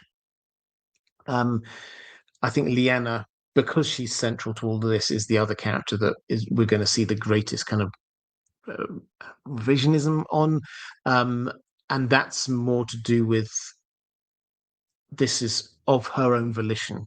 She was doing this. I was not abducted. I was calling you to me. We have always, as a community, thought, because this is how it's presented, that Rhaegar set off to find her. In reality, he was finding her because she was calling him to her. At least that's how it's presented here. So, yeah, in terms of favourite character, though, I've mentioned quite a few already. I will give a quick name check to Ned, actually. I think Ned would be a really hard character to play in this, because everybody's got this idea of what Ned is like. And he is kind of shown through this as being kind of trying to find himself, not quite sure where he's going. I think I said quite early on that a lot of this is about destiny, and we are set on these certain paths, and do you go down these? And Ned is there from very early on. I don't really know what my path is. I don't know, what am I supposed to do? I'm not going to be the Lord of somewhere. I'm not going to join the Night's Watch. Where am I? I'm this awkward middle child. So Lyanna, when Lyanna says to him, your role is to be a father, actually is incredibly insightful, because that is going to be his biggest role in the story going forward, is to be a father. You also asked, Commander Ray, which Targaryen is it that we've seen on screen that stage play Rhaegar seems most like? What is he like? So he is melancholic. He is quite he's quite downbeat, I have to say. he's not particularly inspirational. So, I mean, I don't know if there's an on-screen Targaryen that he's most like. I mean, Maekar is probably the closest, but without the hard edge. He's a softer version of Maekar, I would say, in the way that Maekar seems slightly devoid of a sense of humor. Um, Diego Godoy saying, could I please share the feeling that you got from the play? Did it feel like the A Song of Ice and Fire universe? You've talked in the past about how your first time watching the Lord of the Rings first movie did transmit a Lord of the Rings feeling, even if it departed from book canon. Is it the same? Well, the answer is yes. And for those who've missed me rhapsodizing all this in the past, this is something I think is quite important, is the feel of something.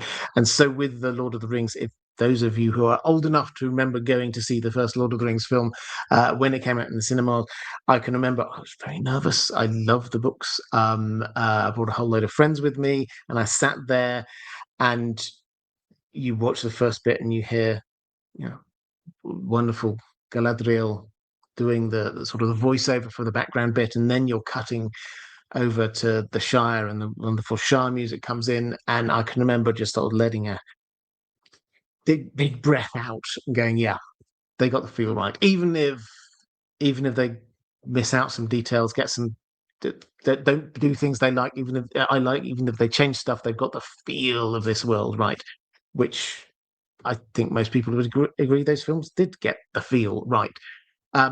Here, yeah, they got the feel right. It felt like Game of Thrones. It felt there was the politicking bit. There was the characters who operate on a number of different levels. It was the heart against itself thing. Your Ned, we already know. Yeah, Ned.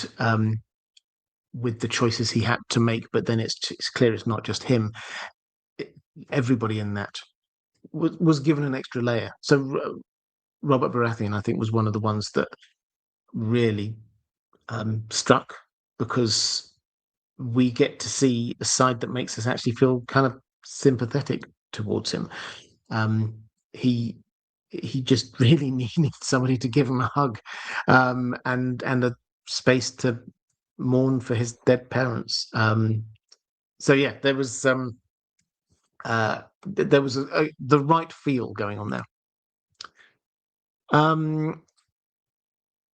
Who else have we got? Yusef. I was too late in booking my ticket, and now it's fully sold out. Heard mixed reviews regarding the canon info. Some subreddits are viewing the info as more fan fiction than actual canon. Yeah, so the canon thing, said it a couple of times before. George R. R. Martin hasn't yet opined on this, so we'll see what he says about this. But he did not write this. It was developed with him. It is developed to be a prequel to the books, and they have definitely made a few changes to make it work better as a stage play. So it is not exact. I'm finding this under semi-canon for the time being. In terms of booking, you can, if you're local-ish, or even if you're not local-ish, you could probably ring up the Royal Shakespeare Company box office. You can certainly turn up if you happen to be in Stratford-upon-Avon. They often do get a couple of returns, so there's a chance that you might get a ticket still if you want to. But yes, they're all officially sold out, which is good news. Angelos Likatos was a Sharadane in the play, and are the theories regarding her and Howland true? I did talk about this a little bit ago. Yes, she was in the play, and she had a much bigger role than I was perhaps expecting. She is very much kind of the link person between lots of different people. She's there with the Martells, and the Martells are very much doing their own politicking and plotting. She's there with the Starks because she's got the link across to Brandon. And she's obviously linking across to the Danes with Arthur Dane into Team Rhaegar. So she's kind of like a linchpin that a lot of stuff goes through her. Her and Howland Reed, not in this time period. Maybe later. I gave you my theories about that a moment ago. Flame G. What did you think of the actors and characters? Do you think they did the story justice? Yeah, they did. I thought so. I think it's also definitely worth emphasizing that the first night was the first time they performed the entire thing through on that stage. So I think they did fantastically well. The second night, I should say, there was like a 2-minute pause. Something went wrong backstage. So they called the actors off the stage, said, just bear with us a moment, and then picked up from where they left off. But as far as I can tell, everything is still working smoothly. So production, yes. The acting, all of it was good. Some of it I thought was excellent. Particular name checks for Eris and Reella. Ned, I think, did a very good job. Also, who else did I think? I think Leanna. Yeah, I think she was quite central to it all. I think so. I think she did very well, and the actress playing Ashara as well. So there were a lot of very good performances. Charlotte Pelgan saying, "Is the puppetry amazing?" Yes, it is. It is. And I say, if you're not a theatre person, then puppetry probably sounds a little bit twiddly. It's not. This is huge. Particularly like the dragon they had. They did a massive dragon, which was, I don't know how big, as big as the stage, and then some of the other bits of puppetry. When they first came in on horseback, I have to admit I did a double take just to be sure, having assured everyone they weren't going to have any live horses on this show because they're going to do puppetry horses. To actually see them riding on horses it was very good. They've got the movement of the horses exactly right. It was excellent. I think there's a few things that they probably will be tweaking as they go forward, but overall, yeah, it was astonishing. And then you also asked, saying, assuming you sat in different seats the 2 times you saw the play, did the experience feel very different because of the different viewpoints? Yeah, it did. And I think sitting somewhere else. So I sat quite similar to where I was in the second night. But on the second night where I was, and you'll find this wherever you are, this happens. You just look up and, whoa, a member of the Night's Watch has just stood there, because the actors come out into the audience, and sometimes they're calling things out. One point they're even throwing things down onto the stage. So there's it is very interactive. So your experience will be different. The things you see will be different. So as I say, the most striking example I have of that was when I was talking about the vision, when Rhaegar has the vision, when he's holding his child, of a dragon, and I was talking to my friends who were on the opposite side of the theatre looking down, and they were saying, oh yeah, there was the vision, and then Lyanna was there, and I said yes, and there was that. I think that woman there was Dany, and they're like, what woman? And they couldn't see her, and so it was like just like second guessing myself. Did I see that? Thankfully, on the second performance, I was looking and couldn't see that. But yeah, so there might be some things that you don't quite catch because of the angle you're looking at things on. But yeah, it will be a different experience. Particularly, neither time was I down in the actual stalls at like ground level. I think that would probably be a very different experience as well, because the actors are in amongst you a whole lot more there.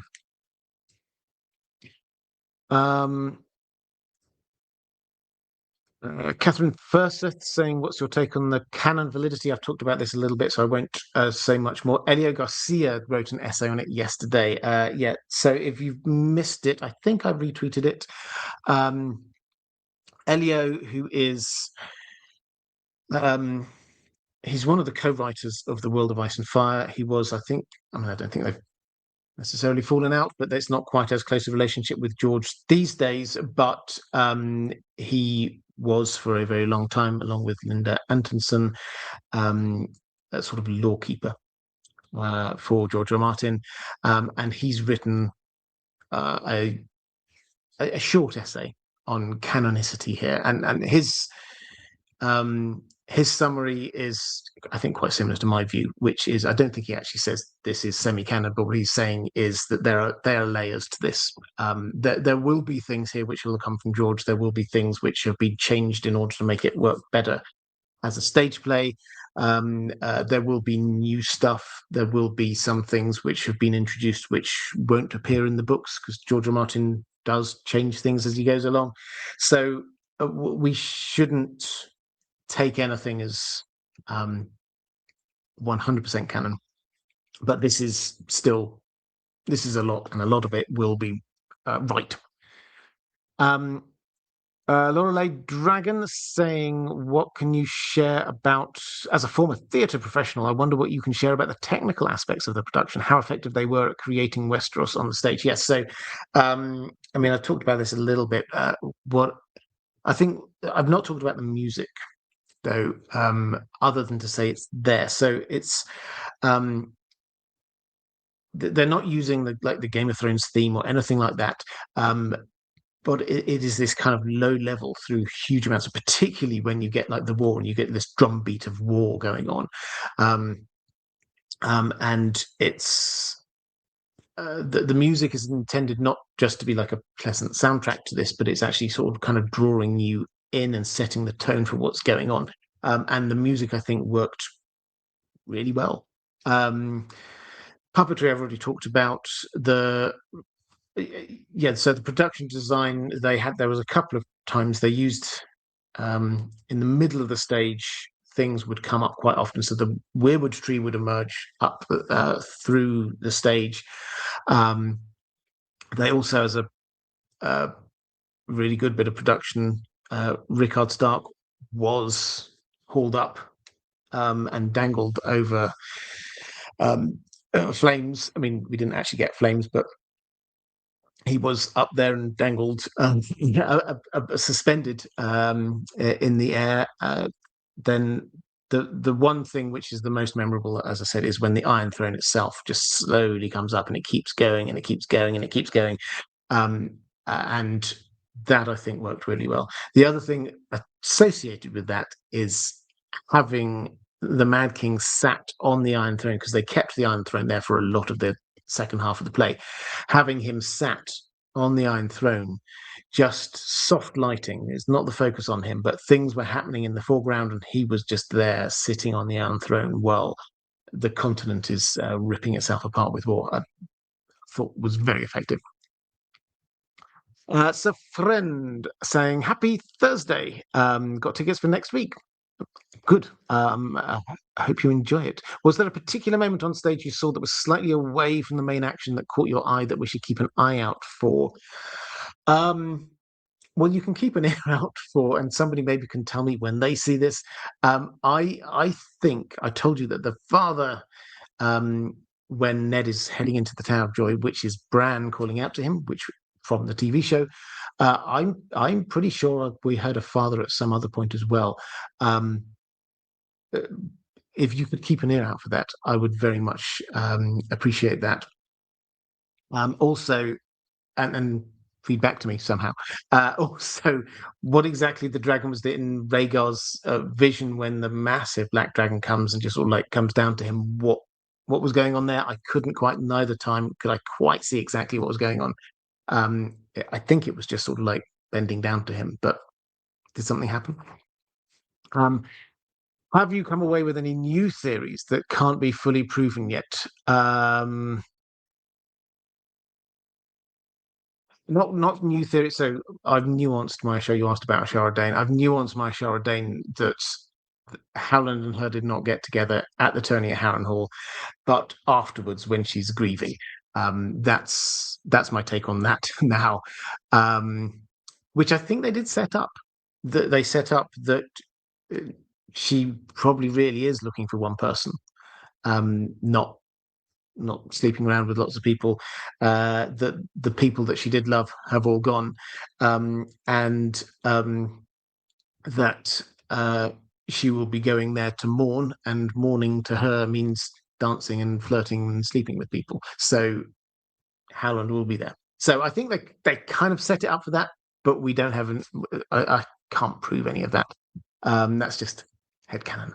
Are there any other theories? I'll have a think about this. I'm still processing what I saw rather than coming up with theories on other things yet. But I think hopefully that will start come over the next week or two. What are the best places to get food and drink in Stratford? Well, I always recommend, in terms of a drink, I always recommend the Dirty Duck, which is by the river. That's the Actors Pub. You'll find lots of photos of all of the many astonishing actors, the best actors in the world, do go to Stratford. And complete digression, the Royal Shakespeare Theatre, the main theatre, was where we were at. Backing onto it is, they call it the Swan Theatre, which is a smaller theatre, and it's set up more like an Elizabethan theatre would be. But anyway, while the Mad King play was on, that other theatre was showing the Cherry Orchard, Chekhov, and starring Kenneth Branagh, Helen Hunt, and Bill Pullman. So that's the kind of caliber of people that they have coming in to there. So you'll find the actors tend to go to that pub. I also tend to recommend the Garrick, just because I like it. It's proper oldie worldy, oak beams, low ceilings, quite nice beer. And Lamb's Restaurant on Sheep Street. So William Schneider asking about canon, which I've covered. Is this a one-off play? Does it set itself up for more in the future? Is there a post-credit scene? There is not a post-credit scene, but they do come out for bows. And both times, very well received by the audience. I should probably say standing ovation both times. In terms of, is it setting itself up? No, so it's setting itself up as a prequel to the books. Now, that doesn't mean they can't make other stage plays, but I mean, this is the one, and this has taken 10 years apparently from first pitching the idea to George R. R. Martin to actually getting it performed. So probably we're not going to see another one like this, but who knows? Corvus Corax, after the high from George R. R. Martin fans getting substantial new lore quietens down, is this a good story to revisit at the theatre every once in a while? Will it be worth seeing the story when it shifts countries after listeners and others recounting? Yeah, so I will say this. I've said it before. Yeah, I've been telling you what's going on in the play. Don't let that stop you going to see it. There's more. It is an experience. It's not just about here's the lore drop. So I think the experience is the thing that you will appreciate. By the time I view this as a bit like a film, in that you can't help, if there's a big thing out there, you will pick up on some things that come out. You've probably picked up on some things about the Odyssey. I've not been to see it, but I've already learned a few things about the Odyssey. I will go and see it. But this is probably like that, is that you will get spoiled of some facts about what it is, but it's not the experience. The experience is the thing which is new for you. GTM already had a peek at the details of the play revealed yesterday. Most fascinated by Princess Elia. She's so often written off as a passive victim and a frail, shrinking violet. So I love what I'm hearing about her being clever, witty, kind, politically assured, and passionate. I heard her lover was Ashara, which is fantastic, and she was in correspondence with Liana, which is a lovely surprise. But nothing about if she was in contact with her family. There's probably scenes with her and Oberyn. Are there any between her and Doran or Uncle Lewin?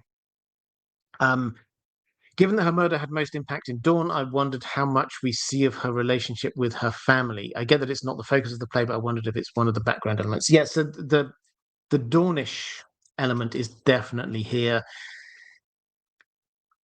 She does. So Oberyn is there, and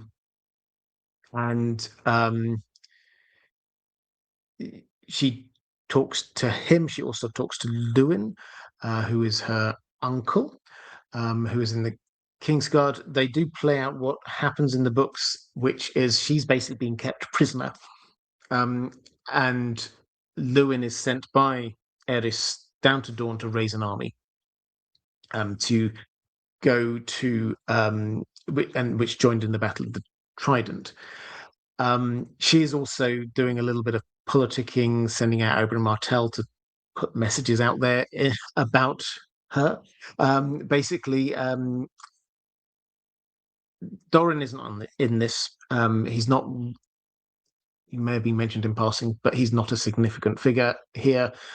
There is one thing, I don't think I mentioned it when I was doing the recap a little bit earlier, but there's one detail that I suspect that casual fans would not have picked up on, but it's definitely there, is that during the Battle of the Trident,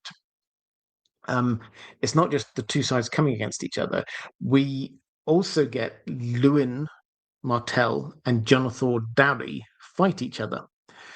They're supposed to be on the same side, but it turns out that Lewin Martell kind of turns because the Martells are being blackmailed into this, and actually he doesn't want Eris on the throne because Eris has imprisoned Elia and her children.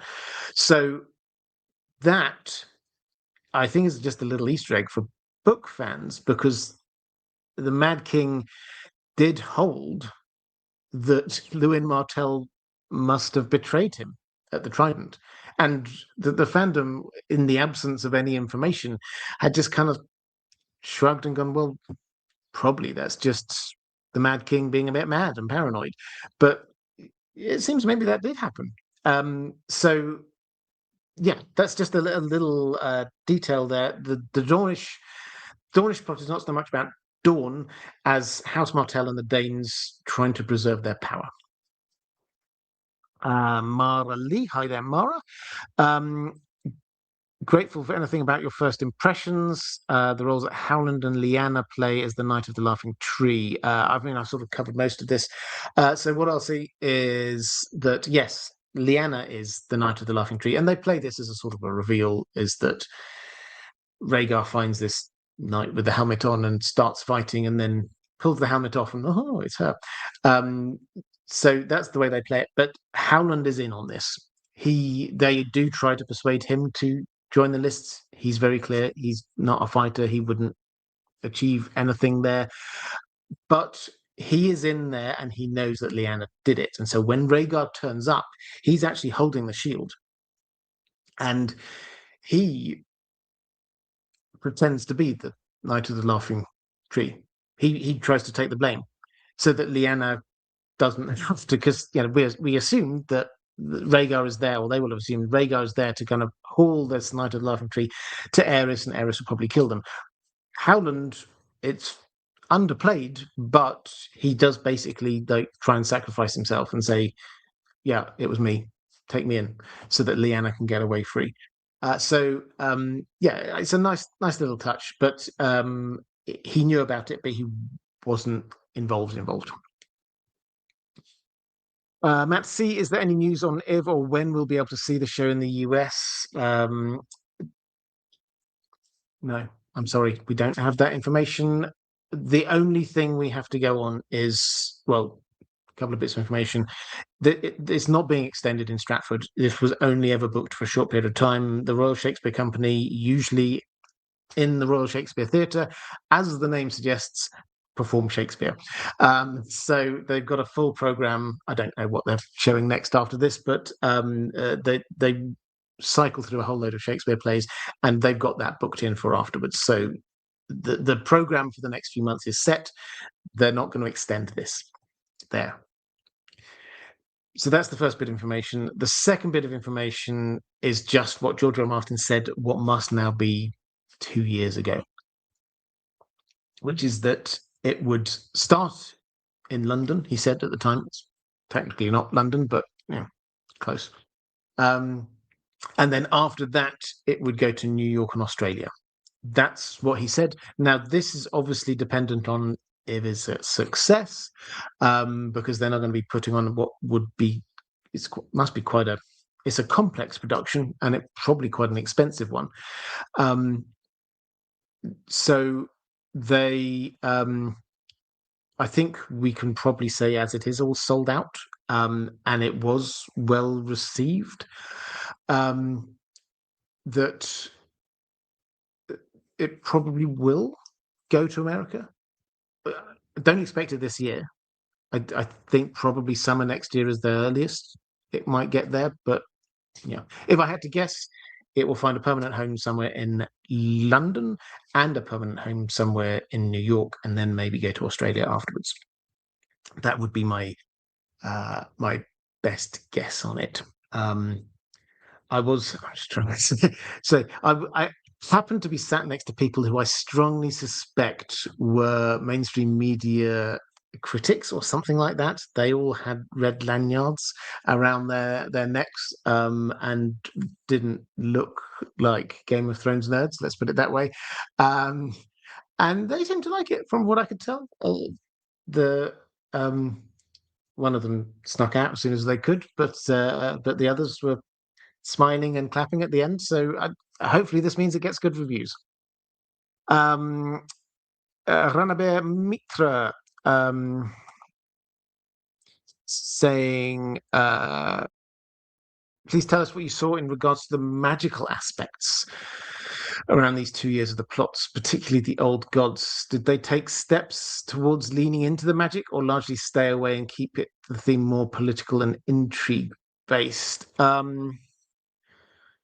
I asked because is there a possibility of Lyanna having a weirwood wedding? Oh, I didn't talk about marriage at all. I must do that. So are there hints and clues of the old gods, or Bloodraven? So the short answer is not really. On the marriage point, this is one of those things that it's possible. We obviously didn't see the entire time there at the Tower of Joy, but the implication is they didn't marry in the stage play. Obviously, in the TV show, they did. So we've got two competing things going on here. Now, in terms of the magic, so there are a few elements to this. So we have the visions, which are very clear and very there. Massive dragons and things like that. So the visions are definitely there. We have what I am pretty sure is a two-way vision with Dany in the House of the Undying, seeing Rhaegar.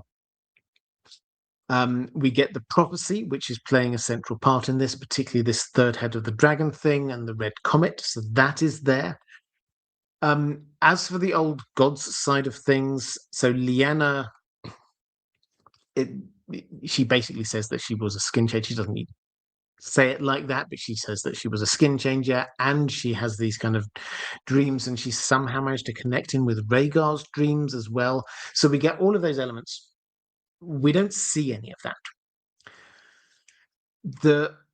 Other than the visions, which we very much do see. In terms of the old gods, the weirwood tree is there quite a lot. The weirwood tree at Harrenhal is there. We also see the weirwood tree at Winterfell. They are trying to pray to it. The Stark kids don't really know about how to pray. It does in the first scene we have when we get Lyanna and we get Howland Reed, when she's done all of her kind of pleading, and there's a little bit of talking, then the tree shakes, and she says, "Is that a sign?" And then someone, possibly Brandon, who was there at the moment, says, "Of what? The weather?" So it's like they're kind of downplaying it. There's not. It's hard to say that there's not much magical stuff because it permeates it all, but it's not played up much. Prophecy is all the way through this. The visions are there, really in your face. The idea that that Lyanna is magical is very important in the plot. So you can't exactly say it's not there, not important, but it's not played. We don't see Bloodraven suddenly peeking out from a weirwood tree or anything like that. There's no massive things, and obviously also the calling out the father thing, which is Bran calling out from the future to his father as a young man. So there are hints. Maybe there's some more that I just didn't pick up on as we're going through, but they don't make a big thing of it. Do you get a feeling around the play's story trying to tie things or marry up to the original HBO show? It's named Game of Thrones: The Mad King, so maybe they had to tie things to the current show canon in some discrete cases in the plot. So, I mean, the headline to this is no. This is not show universe. The writer, the producer are very clear. This is book. They're trying to be a prequel to the books. They don't use the same visual imagery as the show. The sigils are different. The music, they don't use the same music. HBO, this is not an HBO production. HBO are not involved. This is George himself kept back the rights. He sold the rights to HBO or Warner or whoever it was, which company it was, to make a TV show and I think films from his works, but not the stage play. He kept that back, and that is what this is. So this is with him. So all of that is the headline is no. That said, they, I think, were very aware of the fact that there's a limited number of us book nerds here. If they want this to be a success, they have to appeal to the TV show audience as well. So, how they've done that, I think, is by calling it Game of Thrones: The Mad King, which is a direct link across to the TV show, because it's not a Game of Thrones, it's just Game of Thrones. So they've done that, and there are some things that they have deliberately tried to make like the TV show. I think the Tower of Joy scene is one of them. As I said, it was very noticeable to me, at least, that the Kingsguard were in the same position they were in with the Whetstone as they were on the TV show when Ned and co arrived. The Call Father is definitely a thing which is obviously in the TV show, and so TV show people will go, "Oh, yeah, that's interesting." I saw that happen. Yeah, so there are some things they framed it in a way that would be accessible to the TV show audience, but then it's not in the TV show world. It's not. Is the headline answer is no? It's not TV show, but they are aware.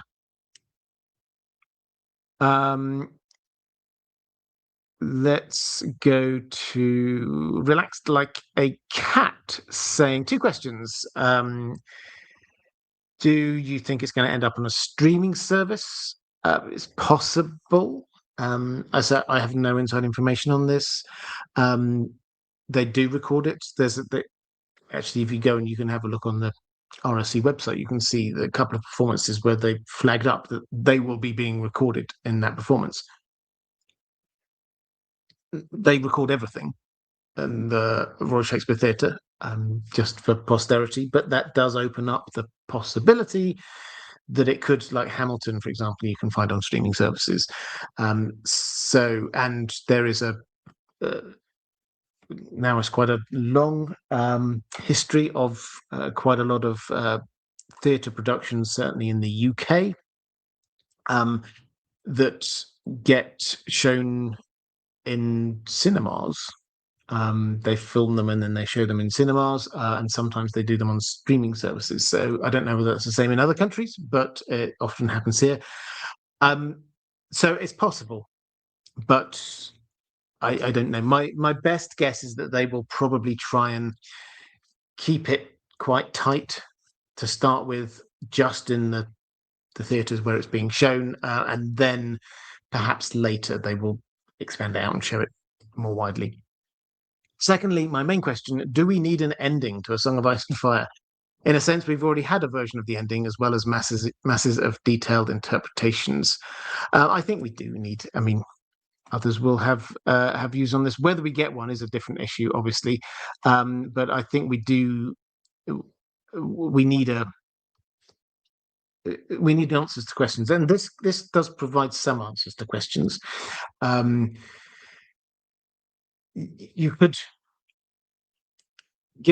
say, given the fact that George R. R. Martin was not involved at all in seasons 5 to 8 of the TV show, you could, other than sort of a handover meeting beforehand, you could argue that this is a rubber stamp on some things that we discovered there. R plus R equals J, for example. We're so used to that now being a fact that we don't even think about it. But this was yet again confirmed here, which it never has been in the books. Don't forget. And as George R. R. Martin said, only the books are canon. So this is the closest we've got to a George R. R. Martin approved thumbs up to that. But yeah, we need. There's a whole load of stuff this does not touch on. The others this doesn't touch on. We don't know what's going to happen there. Obviously, we don't know the ending of Danny's story and things like that. So there's a huge amount of things that we still need the books for.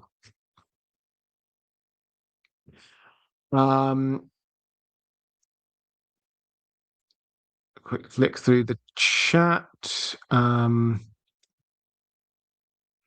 Nicole Knock saying, if the script is released, I'll need you to do a dramatic reading on the second channel.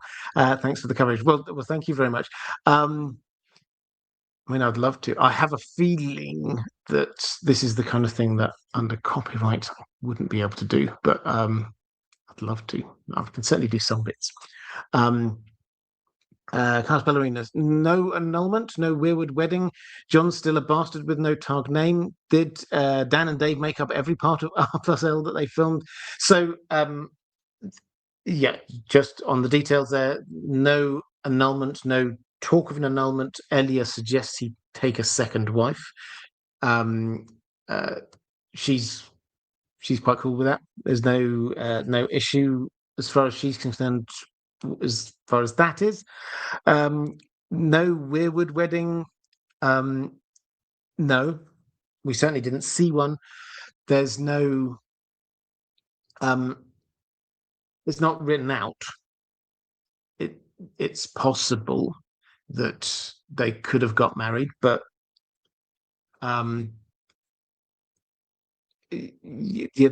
think the clear implication is that they didn't. So John is still a bastard with no Targaryen name. Yeah. So the name thing is Lyanna did not give him a name. Now, obviously, this is semi-canon. That doesn't mean that he wasn't given a Targaryen name. Ned names John. George R. R. Martin has confirmed that name does come from Ned. So, yeah, it's not in there. She doesn't say, and this person is Aegon or whatever. And because of the way that story, the story of the stage play is structured, she ends up in a point where she's not wanting Jon to know his true heritage.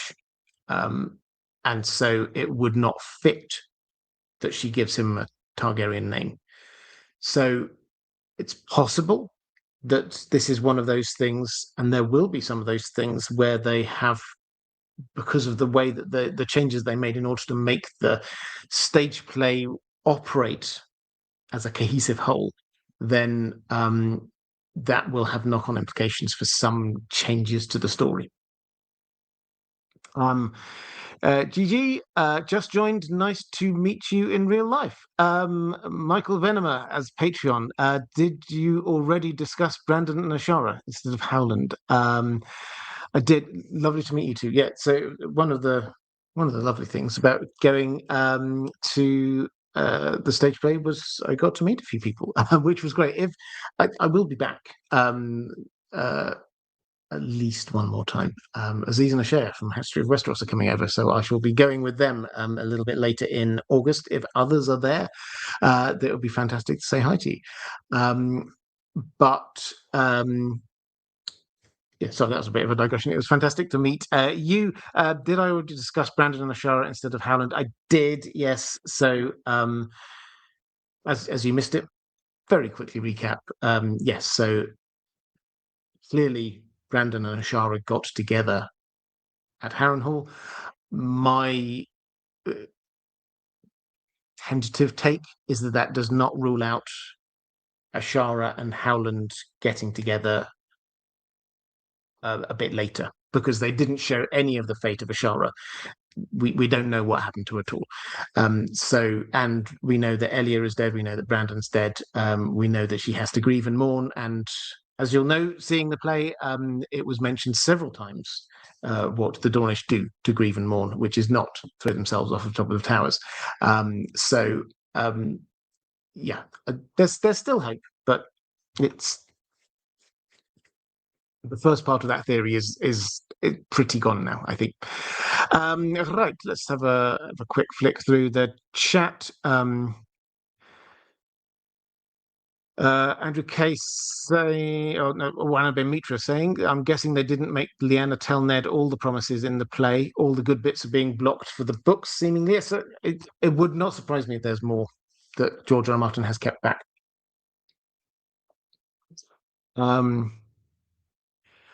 Stuart, good lad. I haven't been back in a year. Great to see you. Then saying, happy to be here. The Mad King gets a bad name. Surely he meant well in his own head. No, bad guys don't think they're bad. Yeah, so you do feel a bit sorry for, well, I did anyway, watching it, because he is very clearly not of sound mind at this point here. And you see it right when we get towards the very end. It's not just about happily burning people and things like that. He's letting five minds about absolutely everything, whether he loves someone or hates them, whether they're an ally of his or whether they're his mortal enemy. He thinks both things at the same time. So you do kind of feel a bit sorry for him. But yeah, everyone's a hero in their own story. Did I pick up the Miss Super Chats? Reflective Ramblings asking. I don't know if I did. Somebody shout, one of the moderators, tell me if I missed one, and I will happily go over and try and find that one again. Pied Piper of Hamelin, do you think that it is out of the norm for how George R. R. Martin typically writes these sort of characters, or am I just missing something? Also, what was the audience like throughout the play? Well, in terms of the audience, they seem to love it. So UK audiences tend to be a lot quieter during plays than American audiences. Let's put it that way. So there's no American audiences would often break into applause when a famous actor comes onto the stage. Things like that does not happen in the UK. But there was one spontaneous bit of applause, which was when the Iron Throne came into on the first night. Anyway, the Iron Throne came into play. The audience was engaged. Everyone was loving it. I think the people who bought tickets for what was potentially the sixth performance, certainly in the first week or so of it being performed, I think most people were quite keen to see it. One thing I will say, complete digression, but what I find quite amusing is that so the Royal Shakespeare Theatre has a very dedicated fan base about people who love Shakespeare and love supporting it and will go and see everything that's on there. So in amongst all of the very clearly Game of Thrones fans, there was still this smattering of abandoned souls who normally turn up to see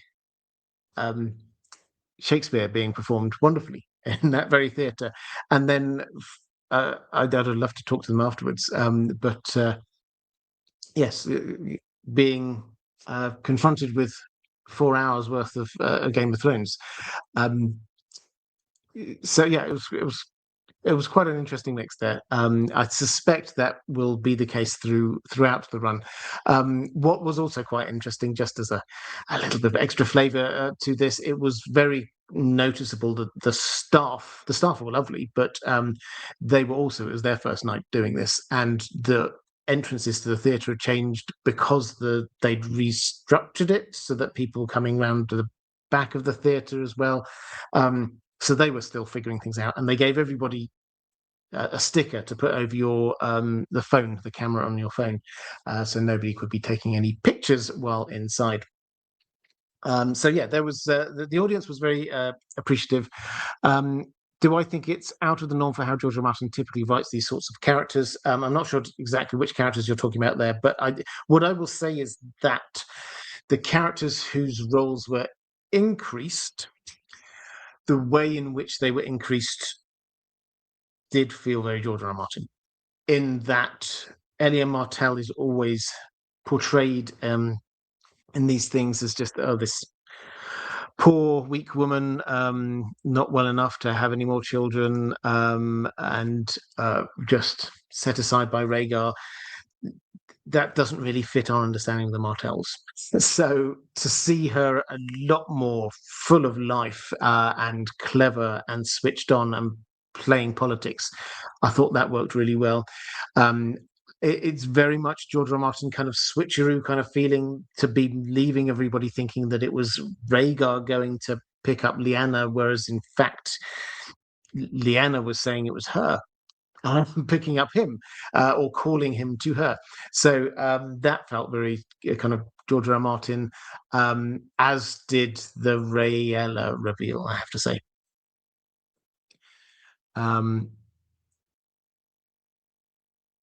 Michael talks about stuff. I heard Rhaegar was wearing hippie clothes, wanting to just stay at the Tower of Joy. Is that accurate? I've compared the full spring to the Summer of Love, and hippie Rhaegar would be fun. Yeah, he was. I mean, I think I rather tongue-in-cheekily said earlier that he just pieced out. He went barefoot and collected flowers. All of that is true. He gets, so we don't see the shift, which was, it's a little bit jarring, perhaps, particularly for people who have grown up thinking of Rhaegar as this very prophecy-driven person, which he was in the first half of the play. In the second half of the play, he is just saying that I don't want to get involved in this war. I just want to stay here in this tower with this woman I love. And he did. He goes. We see he enters one scene. He's got like this little. He's collected some berries for her, and this little ring of flowers. And so yeah, he is a bit hippie like. It has to be said. So it was a little jarring, but at the same time, he kept this kind of melancholy feeling going, and it then wasn't too jarring when he then headed back to war. he was very much like his old self. Um, I had a question from Gigi. Okay, how did you feel about it? I really didn't like it. Liked the fan theory more. Feel about um, the play, or is this about Shara and Brandon? The play overall, I loved. I should say, if I've not made that clear, everyone, if you can get a chance to see it, I would highly recommend that you do go and see it. Um, in terms of the Ashara and Brandon thing, I yeah, I'm a big fan of the Howland and Ashara thing. I think that works better um, myself, which is why I'm still looking for ways that it might still work. The the Brandon thing, the bit about the Brandon thing that did work quite well is that um so he's there with Ned, and Ned saying you can't go off with other women because you're engaged and you're going to be married. And he said, "Well, I'm not married yet." And then he goes off and actively pursues Ashara.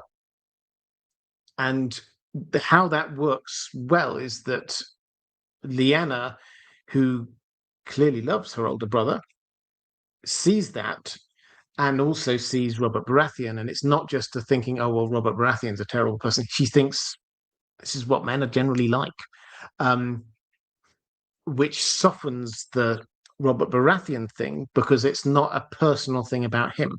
And she does see this other side to him, the softer side.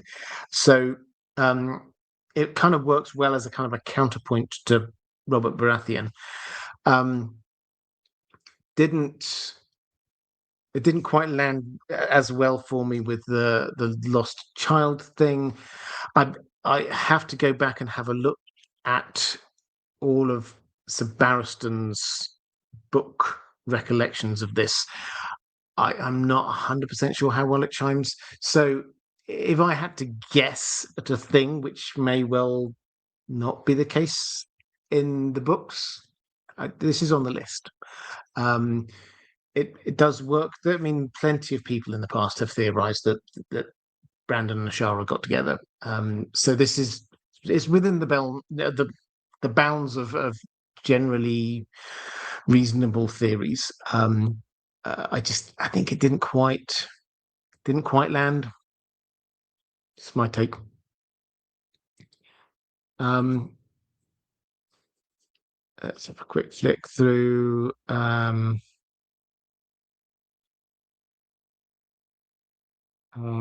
Joe Magician. Hi there. Matt, great to see you.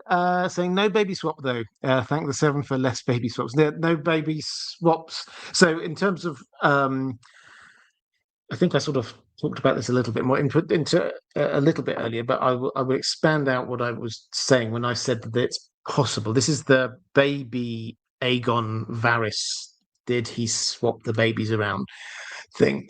Um, there is no new evidence that he did.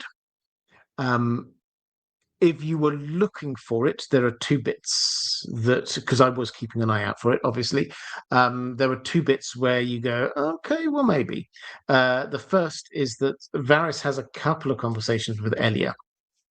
She's in prison, and he comes in with some food for her. It's kind of reminiscent of the Ned Stark thing, actually. So Varys comes into her cell. She appears to be in the black cells, no light, and so he comes in, offers her some food, and he said, "I'd like to." Basically, in a Varys kind of way, I'd like to be your friend in the same way that I'm being a friend to your children. And she says, "Well, what do you mean?" And he recounts what they're up to these days. And and baby Aegon, he likes my bald head, or things like that. So you get this kind of thought that he has made the connection with the children so far. So that's the first bit. There's no. She basically says no to his overtures and she tries her own power play back at him. So there's no sort of follow up to that. But the connection between him and those children is made. And then the second point, if you were looking for evidence, would be the mountain comes in with the bodies, just kind of dragging the bodies along the floor. And who is scurrying in afterwards is Varys. So he obviously was coming from the same kind of place. He was not there before, and he comes in with them. So that's it. You could say there's a gap there. Maybe the baby swap did happen. Personally, I still hold to the idea that it didn't. I've done videos on that if you're interested over on the main channel. But I don't think we can use this as evidence that it definitely did not happen. It could have done. There was a gap there. Paul Whitrock, I'd be lying if I said I wasn't hoping for Bessie. There was no Bessie. I'm sorry. Sorry to hear about that. Sorry to tell you about that. All of the war stuff, the battles. I really liked how they did it, but it was done very kind of quick and then move on. It was like this kind of drumbeat of war, which was going through most of the second half. Was that you'd get some action, and then the guys would all run off. So they'd run on, there'd be some fighting, and then they'd run off, and then you'd go to the Tower of Joy or see what Aerys is up to or something like that. Which kept this kind of the pace of the play kept up because of it. It was the drumbeat of war going on through this. When you get to things like, say, for example, Stony Sept, then again, they do it quite artistically. He's there injured, leaning on his hammer, and then surrounded by these enemies who are all about to attack him, and then in rushes Ned and the cavalry. And he sort of says, "Oh, it took you long enough." That's the way they played this. So we don't linger on any of these things. We just see, okay, so there was a battle there.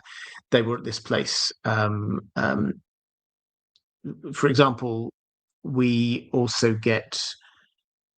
We don't see the wedding between Ned and Cat, but we see them afterwards when they're talking to each other after the wedding.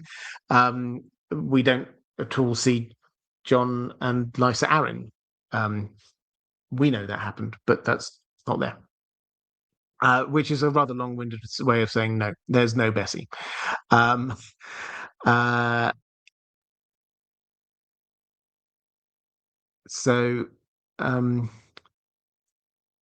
a bit Mitra saying the backstabbing from behind is definitely not the case. That is the stage play going with the show since George R. R. Martin went revealed, but in the Winds of Winter, Howland will do something different. I think so. They, as I say, they did it. It was very much like they set that up very much like the TV show. That's the bit that I most thought, oh, they've cut and pasted from the TV show here. Maybe try and put yourself into the mind of the writer, but maybe the idea was rather than come up with a completely different version, if George R. R. Martin doesn't want to reveal stuff, so we would then have, here's a show version, here's the stage play version, and then here's the book version.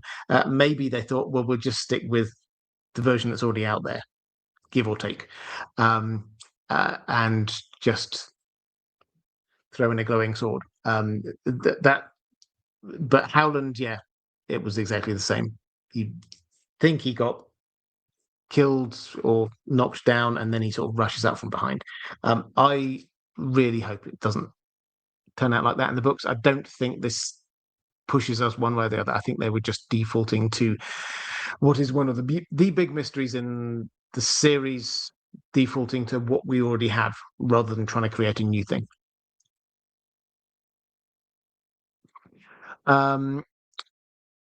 Andrew K saying curious was not further details about the promise in the play's view does not seem very much there that Ned would agonize about breaking as in the text. Yeah, so I think this was one of the things. So the promise, the promise is don't. Yes, it's look after him, but don't tell him his heritage. Don't tell him anything. This stuff here. I don't want him to be dragged into all of this kind of thing. So hide all of that from him. Um, so Ned agonizes over broken promises in the book. So this doesn't feel like that. I do feel that promise was kind of shaped to the stage play, because Lyanna has gone through this kind of character arc which leads her at this place where she doesn't want that for her son. So that worked within the context of the stage play. It wouldn't necessarily work within the context of the books. They are different media, after all.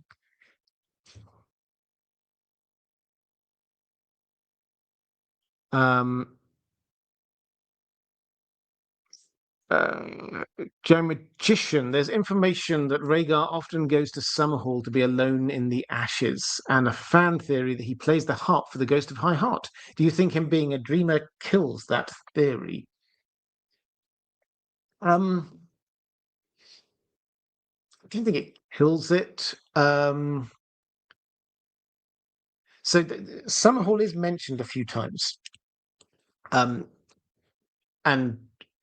the tragedy at Summerhall is mentioned a few times. He references this, the grief thing. It comes up a lot. He was born into grief. Sounds like a quote. It might be something he actually said. He said something very similar along those lines.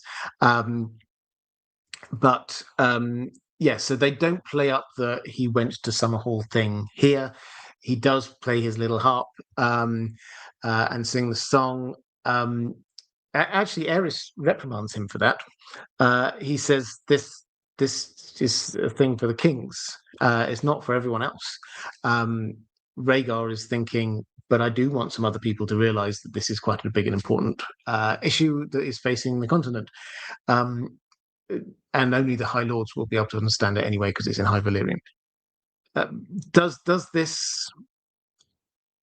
Not really. I mean, I think you have to, with a lot of these, the wider bits of background, I think I'm taking with a big pinch of salt if they're just not mentioning a thing, because Stannis barely gets a mention, Jon Arryn barely gets a mention, John Connington isn't there at all. These characters who are very important to us, they had to take some out, or otherwise the cast would be so big. So them taking out this idea that, you know, the ghost of them not mentioning the ghost of High Heart, I think is completely understandable. Is him being a dreamer, does that prevent any of the stuff with the ghost of High Heart? I don't think it does prevent it at all. I mean, the dreams he has,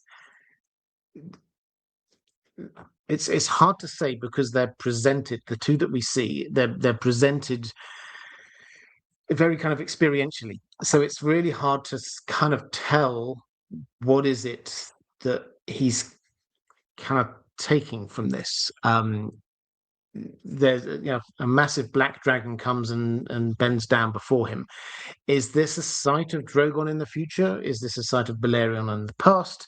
Is this just I was there with the same showing as a popular Australian YouTuber who thought this dragon was very Alt Shift X. I'll just say his name.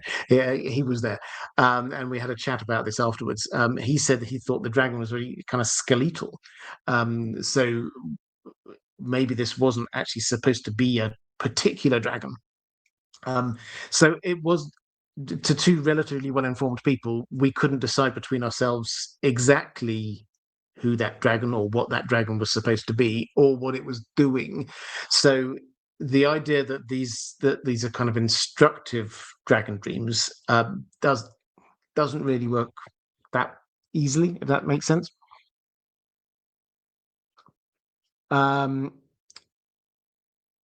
Reflective Rambling saying missed super chats just above. What did I miss? Let's have a look. There was one about Bessie. I definitely answered the one about Bessie. GG, I did answer. I think I picked them all. Maybe I missed them.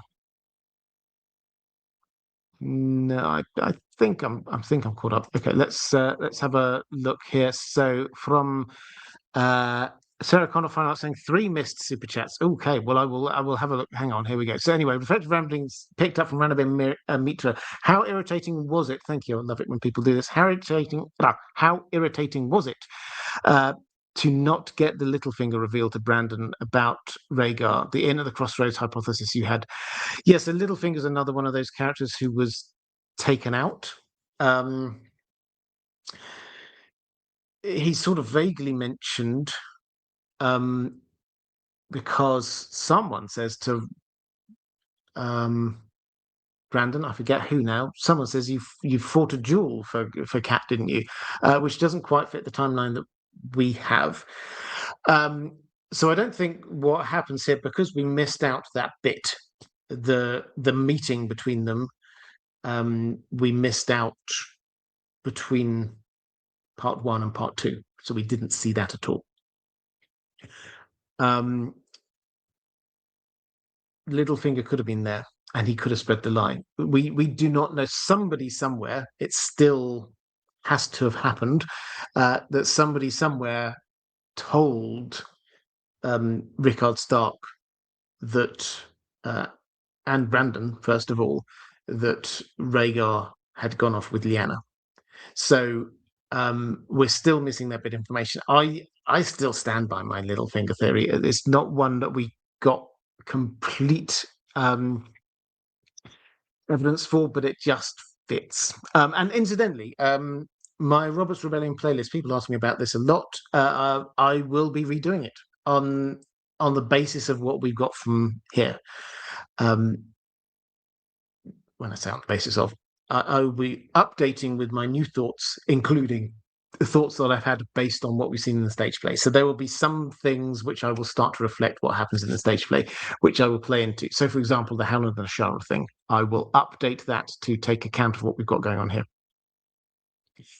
I'm just flicking back through the super chats. Ultraviolent White, you put me onto a few other channels, in particular LML. He's incredibly insightful, if slightly unhinged. Any chance of going live with guests again? I may well go live with guests again at some point. I have had Aziz on a few times, but yeah, generally speaking, now I don't have guests on. I'm not ruling out. Maybe I will again at some point. Yes.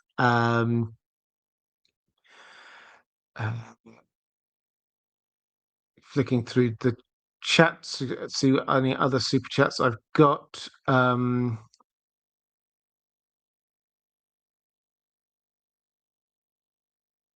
Paul Whitrock just saying saying thank you. It's nice to hear. As I probably won't ever be able to see the play, which is a shame. I know there's quite a lot of people who won't ever get to see the play. Mrs. Gerard asking, did I explain why Lyanna didn't tell anyone? I think I answered this one. Why she was eloping with Rhaegar. She did tell Benjen. Her father was already dead, as was Brandon. That just left Ned, and Ned was disappeared somewhere. Okay, I think that is me caught up on the super chats, but do shout if not. Tony Sled, hello from Canada. How do you like the Kristen Cole execution on House of the Dragon? Peace. Well, yeah, having to shift my brain. Actually, it's been quite weird because I've obviously focusing in on House of the Dragon, and then this week it's just been about the stage play, and my brain's had to shift again. I will now have to shift back to thinking about House of the Dragon. But yes, so last week's episode, Kristen Cole was killed. So it was quite similar in structure to how it happens in the books. They changed some of the cast. Different people did different things. It wasn't Um, Ali Blackwood, who did it in the books, for example. Also, the speech that what's his name gives. I've entirely forgotten who was Oscar Tully gives. That was somebody else in the books, but the general concept was the same. So I was pleased that they kept it like that, with him not getting the glory that he was hoping for, a glorious death.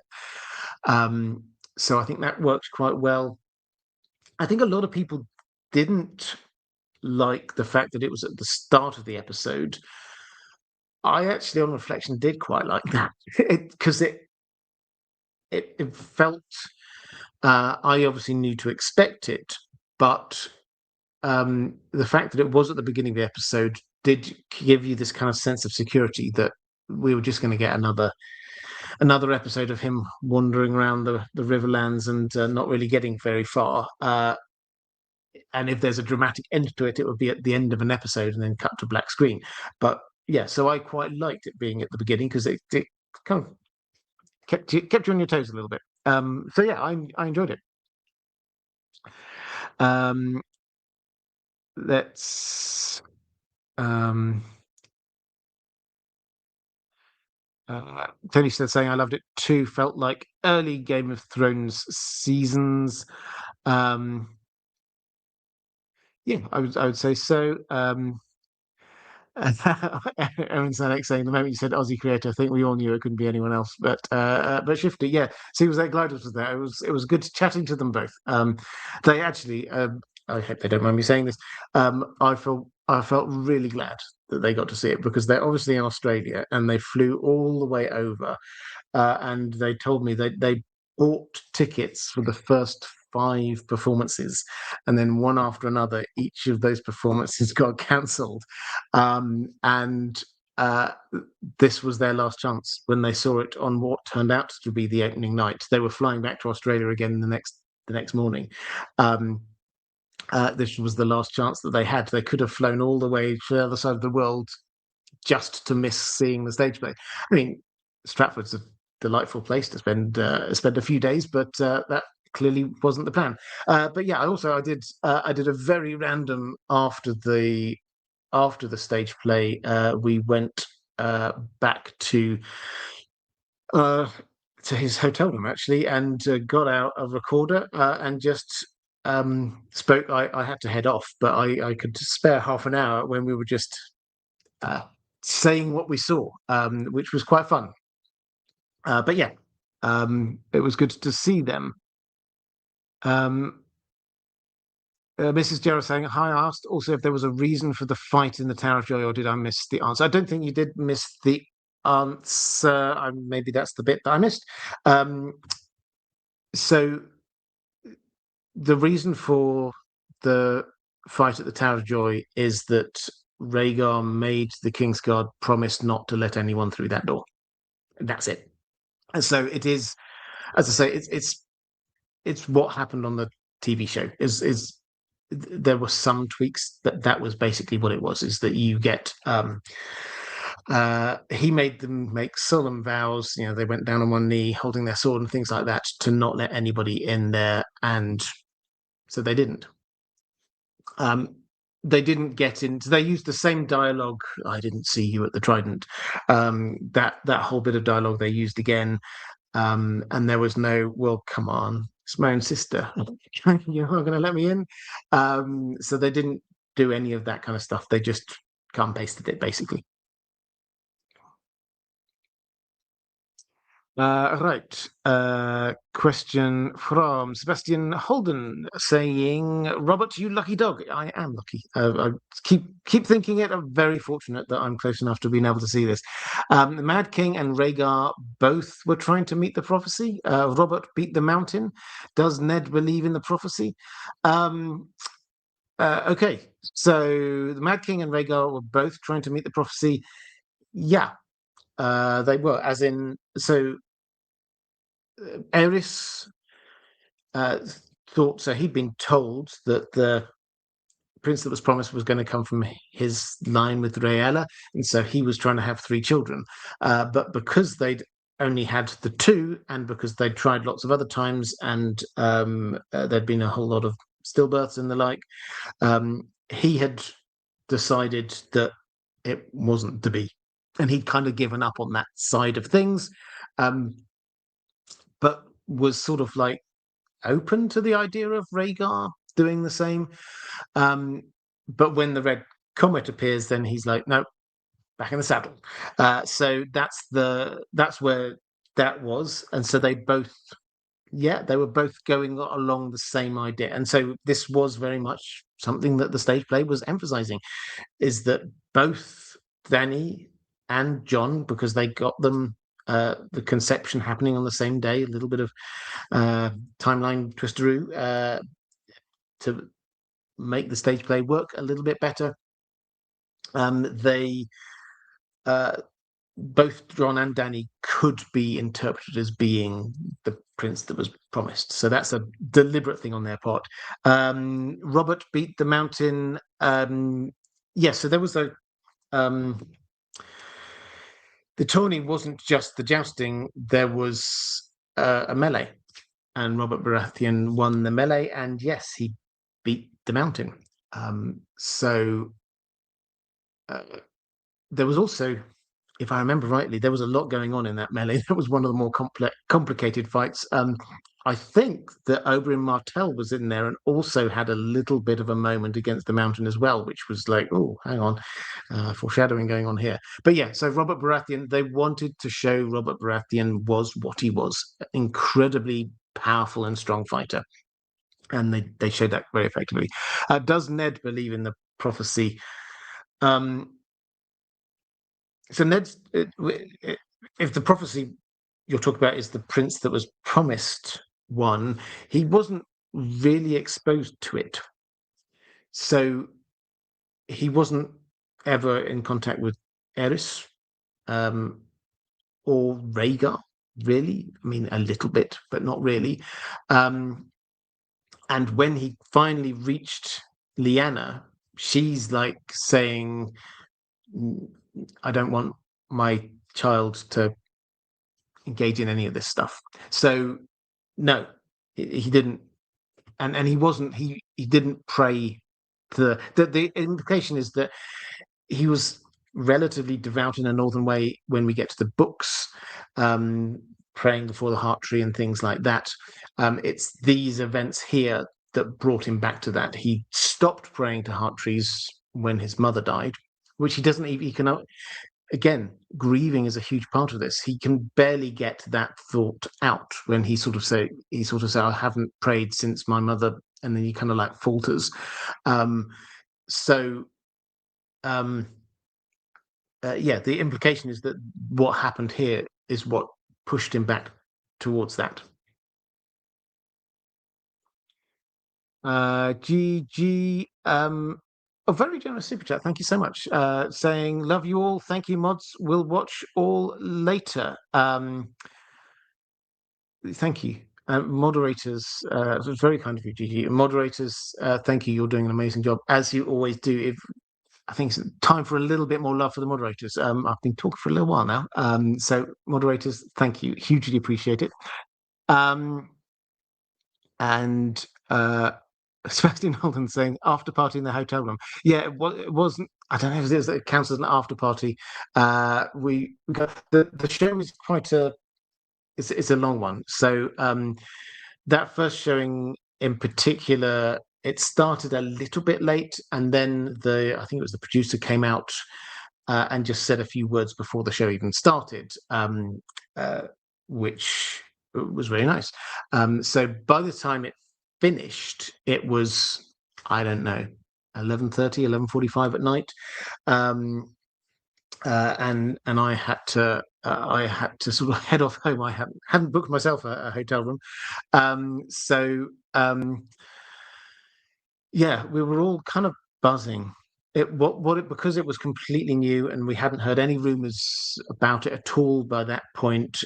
So there's the amount of information that was coming at us meant that we just had to process it, where I think everyone was buzzing.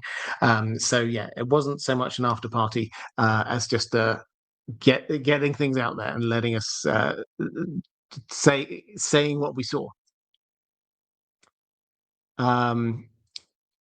Oh yeah, so the recorded thing. Sorry, Vitamin J saying the recorded thing.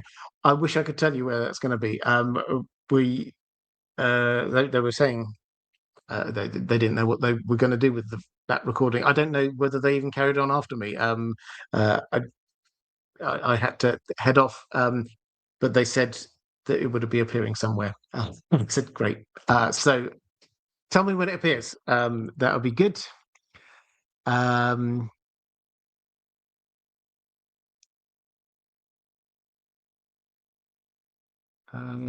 Quick flick through. Mando Trades saying, therefore, Bobby B could not lose to Rhaegar. Yeah, so it felt I would have to have a look at that combat again. Robert Baratheon did get injured. So in the battle, and that's actually a pretty important plot point in the books. He arrives later in King's Landing because of it. Here on the stage play, he doesn't arrive later in King's Landing, so he's not as badly injured. But yeah, there was an injury, which in my mind, that's why Rhaegar was largely coming out on top.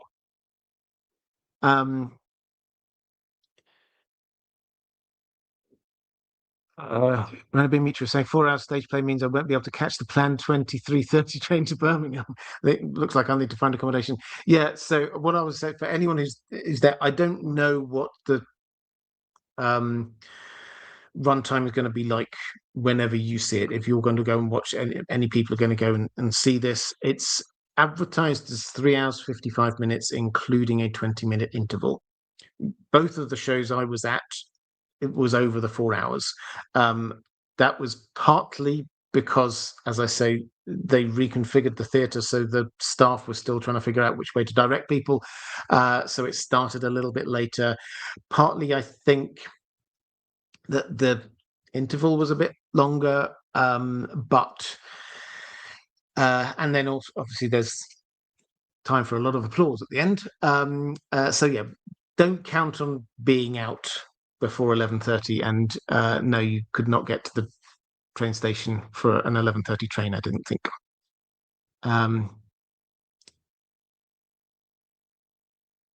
Gemma Edition asking, does Ned's mother get a name? No, just my mother.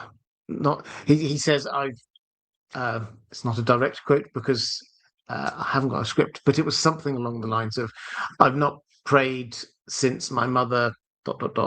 So no, we still don't have a name for Ned's mother.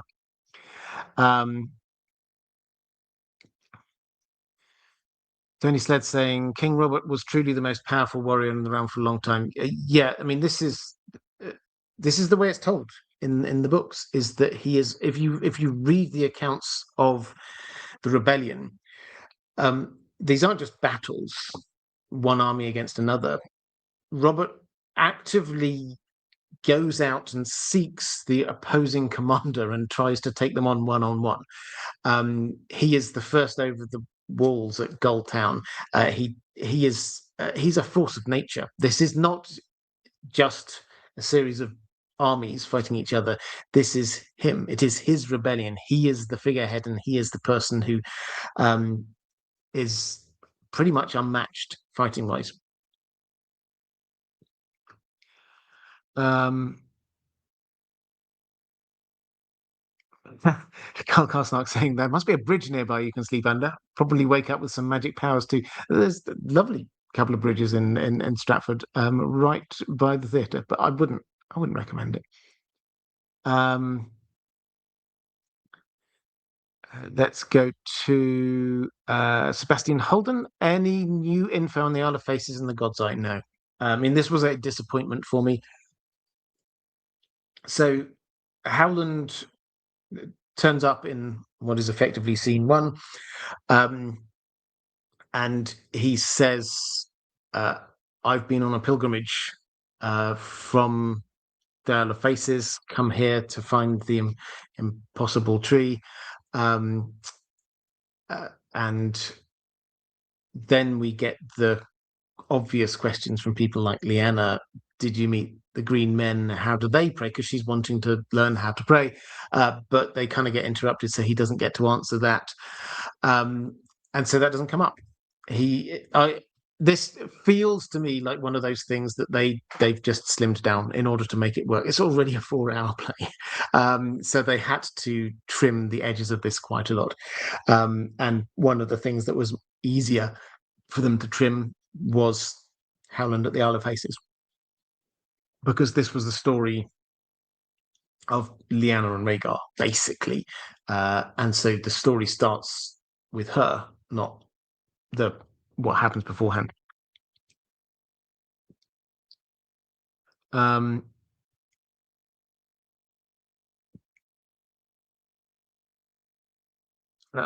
Drew K saying even in the text it's quite a mismatch. Bobby B is larger, battle hardened, and fierce. Yeah, absolutely. John O'Brien over on Facebook. Hi, yeah, I'm on Facebook these days. Do go and check me out over there. You do live stuff. I just recently stumbled across your page and I love it. Well, thank you very much and welcome. Yeah, I do. So I simul stream on YouTube and on Facebook, and the chat is on YouTube, but there are people leaving comments and chatting over on Facebook. So at some point, I'm going to try and figure out, do we do moderators? What's going to happen over there? I don't know yet, but I probably should do it because I just hit 100,000 actually over on Facebook, which was very exciting.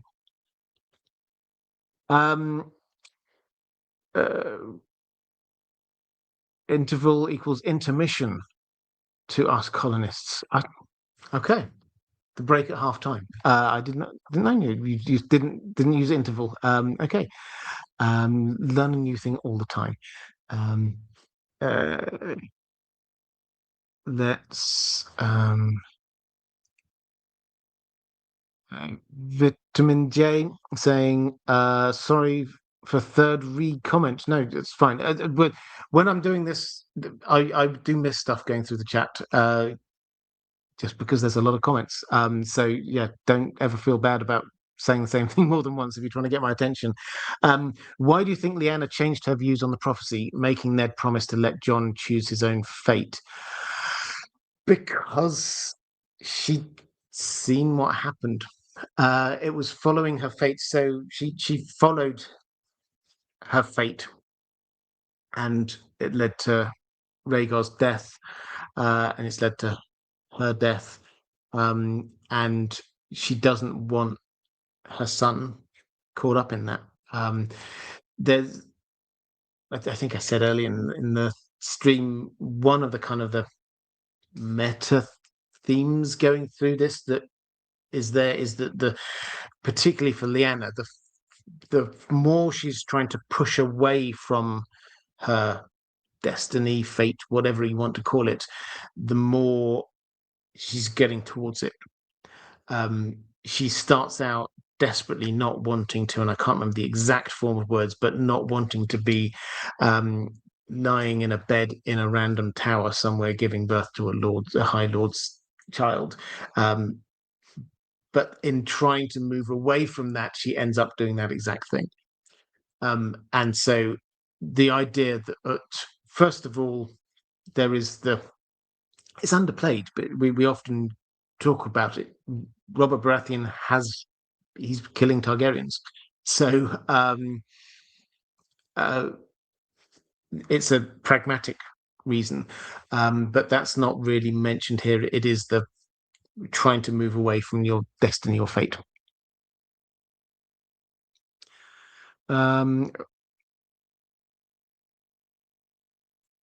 Joe Magician say, how dare they not include the details that confirm or deny my personal headcanon? How rude. Exactly. They did a lot of things with nods to book readers, but they had to exclude some. It's a thing.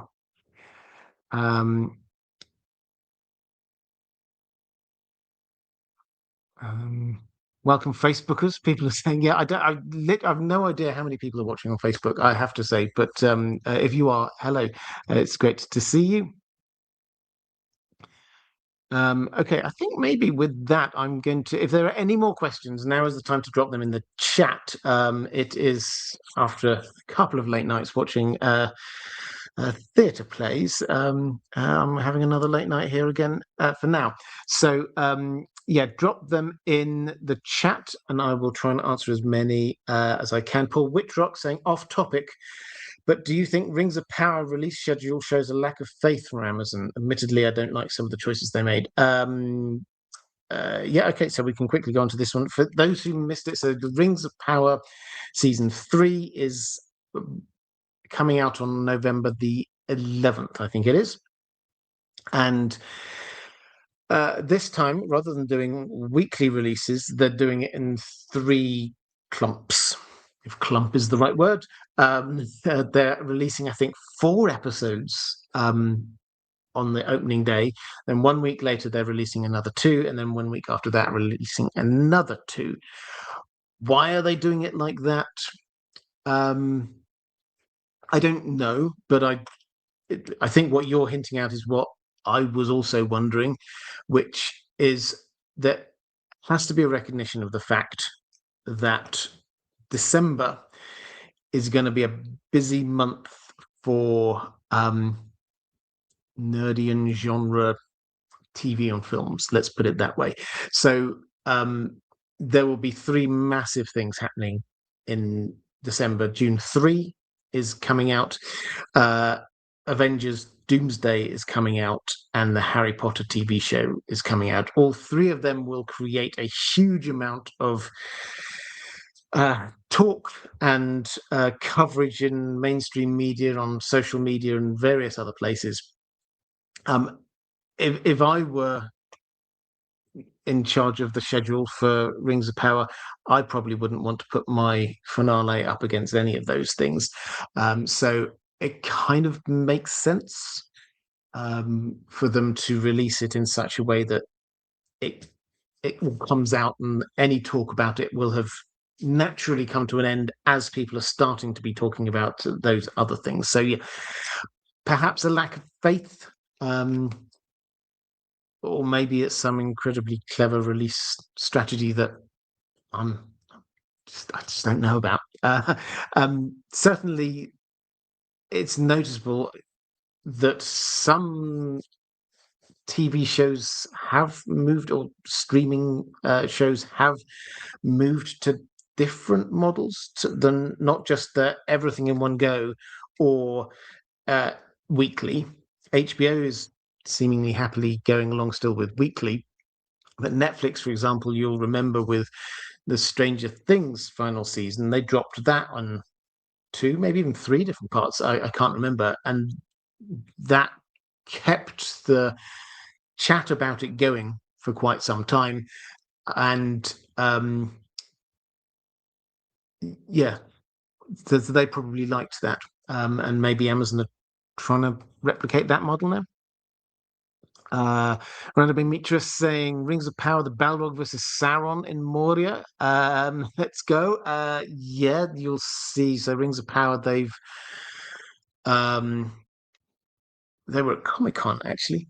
And I had my spies there. I'm waiting for their feedback. But the big news was the Balrog. Balrog speaks and speaks with the voice of Simon Pegg, which is not, I have to say, I will keep an open mind about this, but it is not what I first thought would be. If I did ever think, what would a Balrog sound like? It wouldn't be Simon Pegg, but I'm keeping an open mind. So they also released a still of the Balrog and Sauron, and Sauron's holding up, I think, his crown up against the fire of the Balrog. The image, leaving aside any lore concerns, the image I think looks really good. It looks very cool.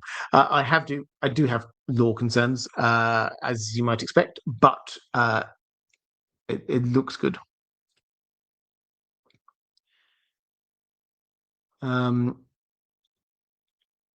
Balrog, Balrogs do have an innate advantage, what with their rings and all. This always makes Robert so mad. Yeah, that's because they don't have wings. Um, I'm not going down that route. If they do have wings, they never use them. Loads of Balrog. I said I wasn't going to go there. Balrogs fall off of mountains all the time and die. If they had rings, they would not. Um, that's it. Not talk about Balrog rings in this one. Um, uh, right. I think with that, I'm probably going to start to bring this one to a close. I hope I managed to answer everyone's questions about the Mad King stage play. I would reiterate, it's worth seeing. If you have the chance to go and see it, please do. I thought it was excellent.